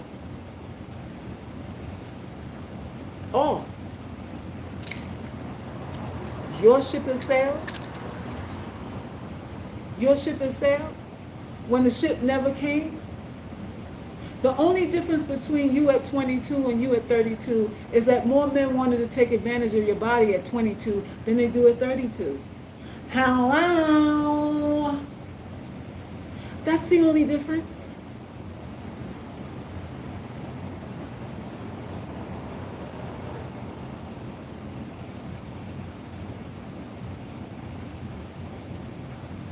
It happens when you call in via Zoom and assume the host is the only one who can see you, not the entire chat. Happened on a male YouTuber's channel several times. What y'all talking about? Hey Ebony, you can think introverted men have something to hide, or are they simply up to the task of being a good man in a relationship? Wait, you said you think introverted men have something to hide? I wouldn't necessarily say introverted men have something to hide. Just like introverted women don't necessarily have something to hide. Some people are just not social. Some people just not are socially awkward. They just don't socialize with people. I mean, that's a real thing. It doesn't necessarily mean that there's something he's hiding. To deal with a man who's an introvert and socially awkward is extra work. It's extra work, and you gotta ask yourself if that project is is worth getting into or not. because the likelihood of men not genuinely liking you is so high to begin with. It's so high to begin with. Even with the ones who are extrovert, who seemingly are very expressive, could be lying to you. And if you have an introvert and you got to really pull teeth to get them to respond or communicate and all that, that's just added.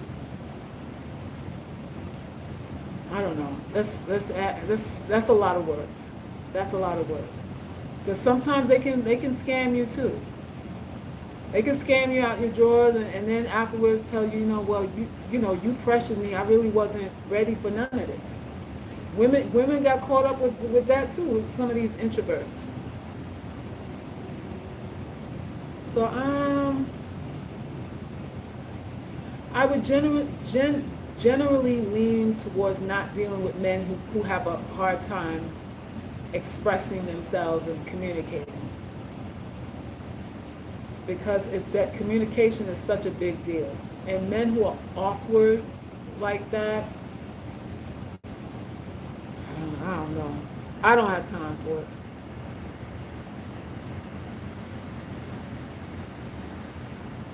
Thanks, Jai, for the donation. Let me see. It was more treacherous at 25 because I was more gullible, wearing my heart on my sleeve. I mean, that's most of us. At 25, you were taken advantage of. At 25, you were taken advantage of. Nobody was beating down your door, saying, let's get married, let's walk down the aisle. They were beating down your door to get inside your labia minora. That's what was going on there. They were beating down your door to get inside your labia minora. That's it. That's it. Thank you, Kay.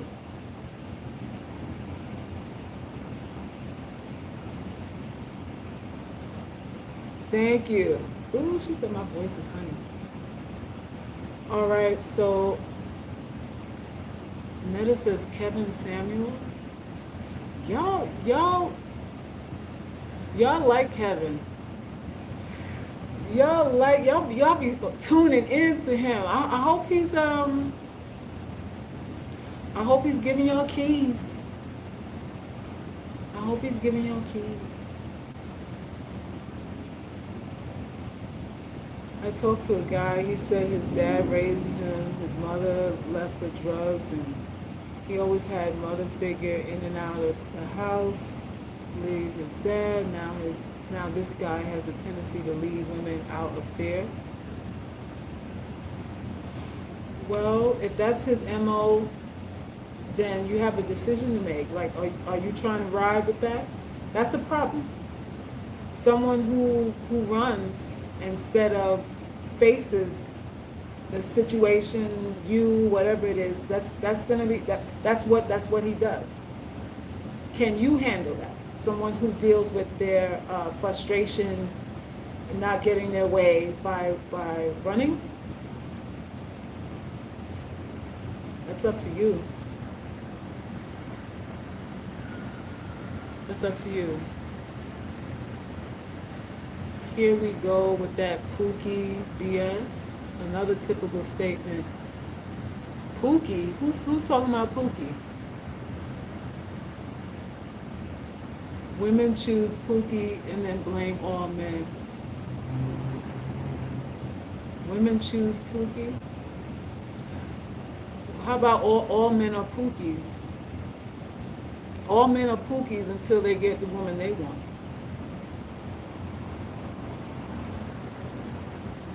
All men are Pookies. A man is a Pookie for you that don't want you. So there it is. He might be a good guy for the woman that he wants and horrible for you. So there it is. You guys aren't that as good as you claim to be. Because if you were, somebody would be, all these desperate ass women that you're claiming out here, all us desperate, hungry ass women that are out here, single, looking for somebody would have snagged you by now. Why you ain't spoken for? because you are Pookie, Ray Ray, and Man in them. That's why, hello, stop. Stop. Stop pretending. Stop pretending.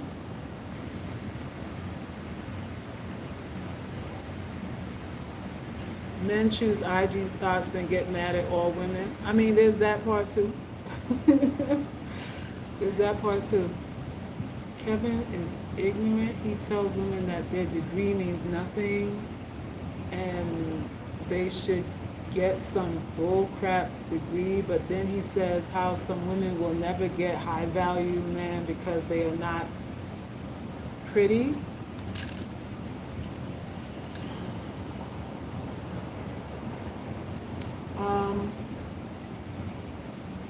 We'd have to save, that conversation. I guess we have to save that for another live.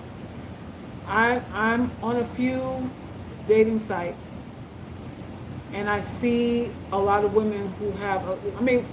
Black women are educated. Black women are educated, and flaunting your education is, to you, symbolic of status, right? It's sort of like how some of y'all straighten your hair. It's a status thing. You don't want nappy hair because it's a status thing. You have to seem privileged and like you're in a higher tax bracket and that you're not poor. So there's certain things that are symbolic of poverty, of being poor, illiterate, illegitimate, low rank and things like that. Education is a status symbol. But for women, when we're talking about romanticism, it doesn't translate. The whole status thing is not transient. You can't move that over and replace what men find really as what men equate as status symbolic with women is kind of how your physicality, more so than your degree. So while for you it's status, because for him it's status, you're thinking you're measured the same way, and it's not. It's just not. I've said before on this channel, a girl at the Waffle House who has a nice hip to waist ratio can be leveled up. Somebody can take her out the Waffle House and put her in a mansion, if she's cute enough. Pay for her to go to school and finish her degree or whatever, if they're incentivized to do so. So y'all have to understand, your degree is your status. But with men, it doesn't increase it. It doesn't make you more, I don't know, it doesn't make you more sexually attractive. What a man has, to us as women, makes him more sexually attractive. He has money that makes him more fuckable, right? Because the truth of the matter is, most men are average or below average looking anyway. More times than not, if you check your relationships, you are better looking than the guy that you're with. This is most women. Even some of us told faces. You still, you put your lipstick on and your bronzer, and you about 2 points up. You about 2 points higher than the dude that you're with. So it's his things, those things that he has increases his status. But you're thinking it's the same for you, and it's not. The only ones that really put stock in that are the ones that need your help. The ones who need roommates and need somebody to help him with his child support or his mortgage or his car notes or pay the bills while he goes back to school or something like that. Like he needs you like that. So he would be invested, more incentivized to be with a professional woman if he can't manage things on his own. But a man who's fully independent, it really doesn't matter as much as you think, how much education you have, you know. But, you know, we flaunt it because that's something we've, you know, women who have degrees, you know, you work hard for it, you're proud of it. You don't want to, like, not say you don't have a degree when it took you 7 years to get whatever that piece of paper is. But he's saying, oh, you have a degree? Oh, so you can pay some bills. That's all he's going to be saying. He's not saying, oh, I'm in love with this girl. She has a PhD. Oh, my dick is getting hard right now. Oh, she's making my dick hard. She got a PhD. Oh, my God, I'm swole. I'm swole right now because she got a PhD. He's not doing that. He's not doing that. So, you know, that's just what it is. That's just what it is. I don't use it as status. I was referring to the way he dismissed an educated woman and then says you can't get a high value man, so he should stop downplaying women who have it. So he's saying you can't get a high value man because you're educated. I'm trying to understand. He's saying you can't get a high value man because you have a degree. Is that what's being said?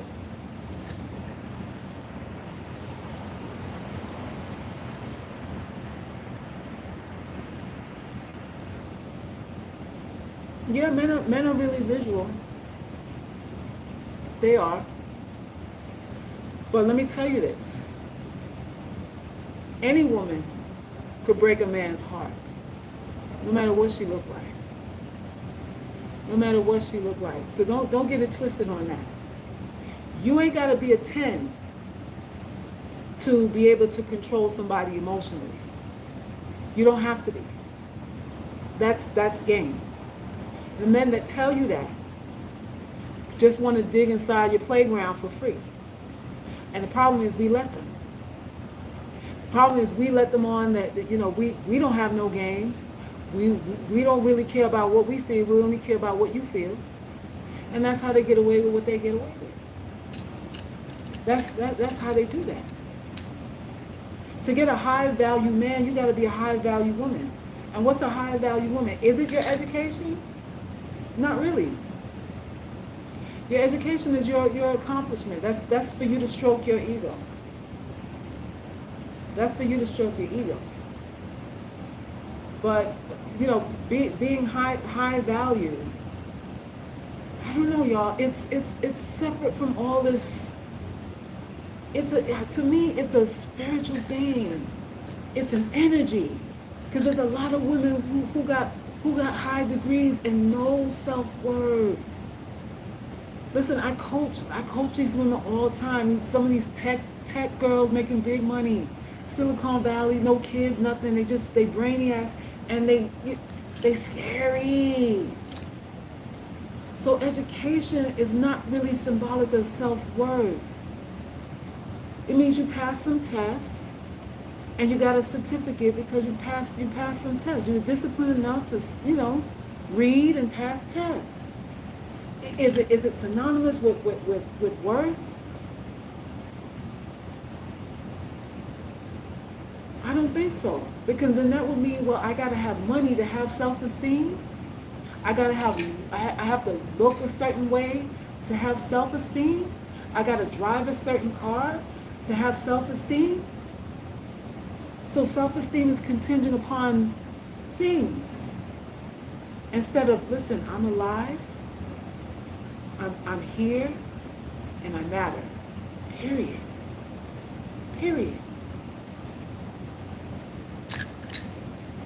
In this day and time, stuff can be taken away from you in a flash. A lot of people had jobs before this COVID. They don't have jobs anymore. A lot of people were sick and they're not here anymore. Things can happen in an instant. In an instant. I don't know, y'all.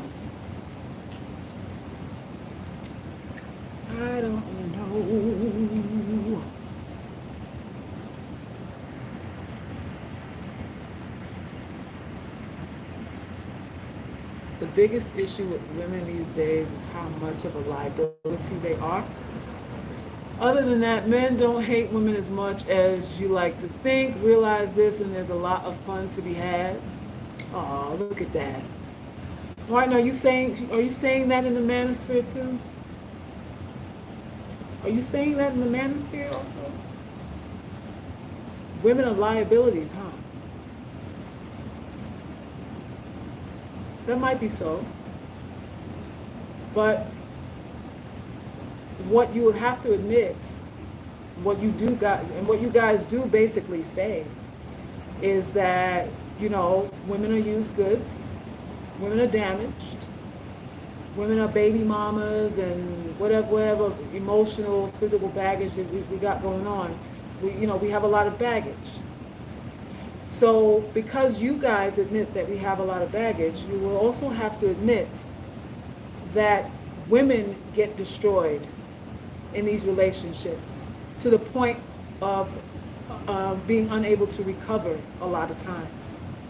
So the liability in relationships, I would say men bring a liability that can destroy your entire life. And more times than not, that's what happens. Women just are never the same. They're not looked at as viable, valuable after they get with some of these guys. They're changed forever. They're changed forever. So it's good of you to say that we are liabilities, and that might be the case. But the liability that you guys bring does damage that a lot of times it's unrepairable. And like it's a loss forever. You can get more money, you get 2 jobs, get more money, do whatever, invest, and you can rebuild if you lose financially, which is what most men usually lose a little bit financially. But money can be generated again. But the time that women lose cannot be regained. Even if she divorces you and gets half your money, that's 20 years, 25 years, 15 years, 10 years that she cannot go back and retrieve. She can't go back and retrieve it. And you guys are gleefully remind us how depreciated in value we are as we get older. So you understand that once we lose, there's no regaining. You guys have to admit that also. You guys have to admit that also. So, yeah, life isn't fair. It's not fair. We're all liabilities to somebody. And women are destroyed. Pretty much destroyed. I say it on this channel all the time. You're all right until you start having sex. You're pretty all right with how you feel about yourself, your outlook on life. You're a little more optimistic. Your optimism, your zest for life, your self-esteem, your perception of your worth goes to shit once you start having relationships with men.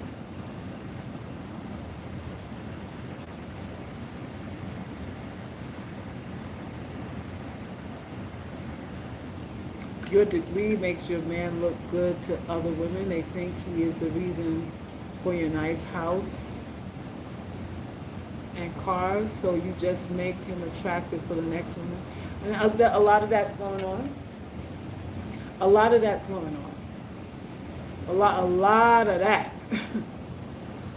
Thank you, Ebony, for the donation. I'm so glad you spelled it out clearly. Only struggling men are impressed by your degree and money.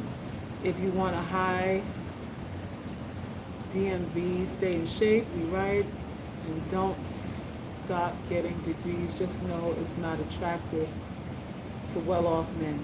Yeah, I mean, you have to figure out who your goal is. If your goal is just a, blue-collar average,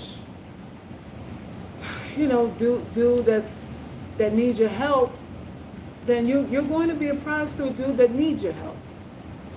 But a man with options, with money, you and your degree does not make you a prize to a man who's totally self-sufficient. It's just, He doesn't need, that doesn't enhance him. If he has what he needs, your degree doesn't enhance it. So, you know, that's all that, that's all that is. That's all that is.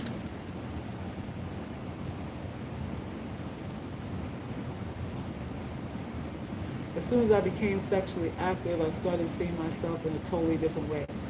I'm trying to tell y'all this. This is why you close your legs. This is why I beg y'all. It's too late for some of us. But for some of y'all, it's not.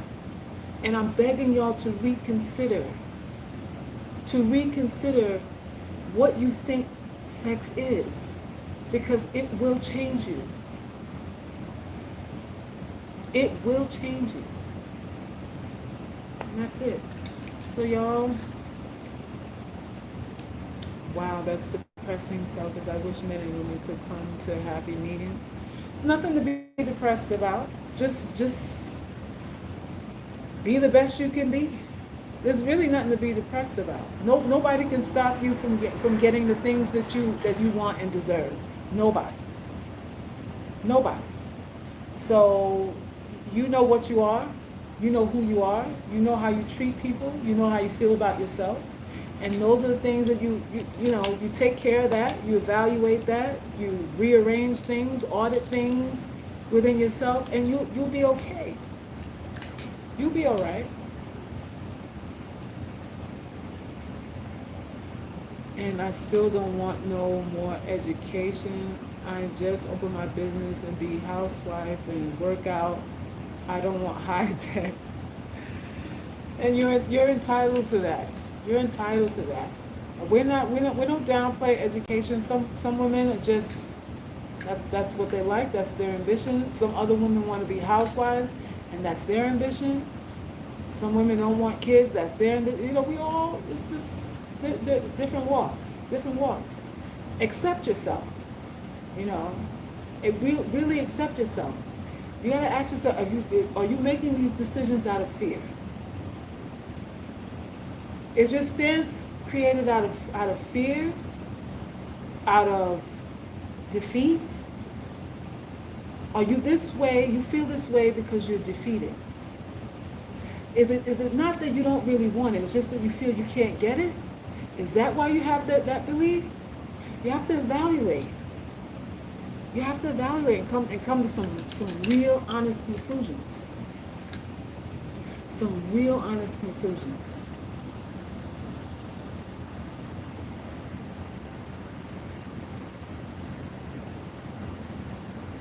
Lisa said, I wanted to be a housewife, so I was. You can too. All right, Lisa has spoken. Lisa has spoken. It's a doable thing, man. Don't let these dudes shame you. Y'all listening to too many of these guys tell you it's not possible. Ain't nobody got no genie in a bottle. Nobody got your fate in their hands. Nobody.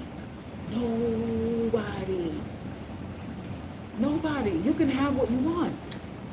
You can have what you want. And y'all should be spending this time, instead of spending your time feeding or absorbing information that is contrary to what you want to believe. You need to be seeking out and looking out information that supports the belief that you want to believe. Because belief is just belief. You can believe anything that you want. But if you want that belief to be transfixed and solidified in you, you got to feed it. Just like you're feeding the belief that no black man wants you, you have to feed that. This is why you go to the Manosphere channels and you watch their 2 and 3 hour lives and stuff like that of them talking about women like you who don't stand a chance in hell. You are feeding the ideology that there's no hope for you. You're looking for your claims to divest, to be substantiated, and this is why you go there and you absorb it over and over and over again. You're feeding that belief.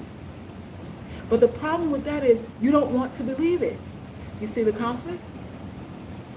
Why feed something that you don't want to believe? That makes no sense.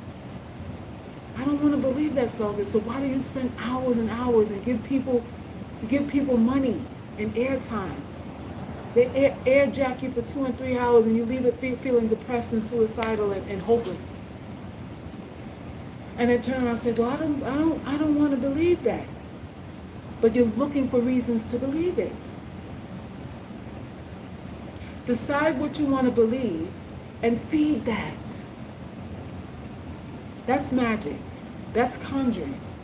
That's how this thing works. That's how all of this works.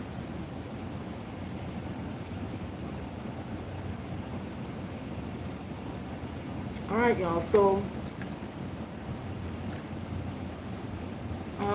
we come to the end of this live.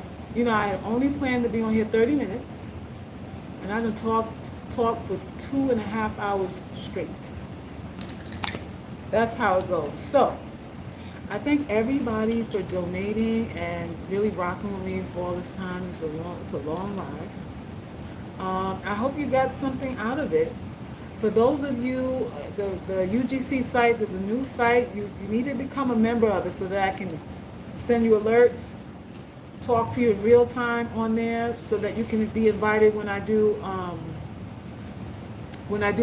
special videos just for the site members that won't be here on YouTube. I want to set it up where I'm doing videos live on the site itself. You have to be a member or you won't get the invite. So ladies, please make sure you become a member of the new uglygirlsclub.com, the uglygirlsclub.com site. Become a member so that I can communicate with you. This is very, very important. All right? If you need to talk to me privately and you want to set up a coaching session, my admin is putting up the links on there right now. You can always email me, info@theuglygirlsclub.com. Let's talk a little bit about what's going on, and I'll let you know if I can help you, and then we can proceed to directing you to what will be available and all of that. Right? And that's it. That's it. Thank you, Patty, and thank you, everybody. Thank my admins. Thank my subscribers and everybody who donated.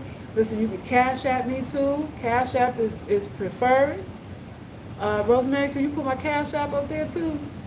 So if you want to donate, you feel like you got something out of this thing and you want to support is welcome. Can y'all like up the stream too?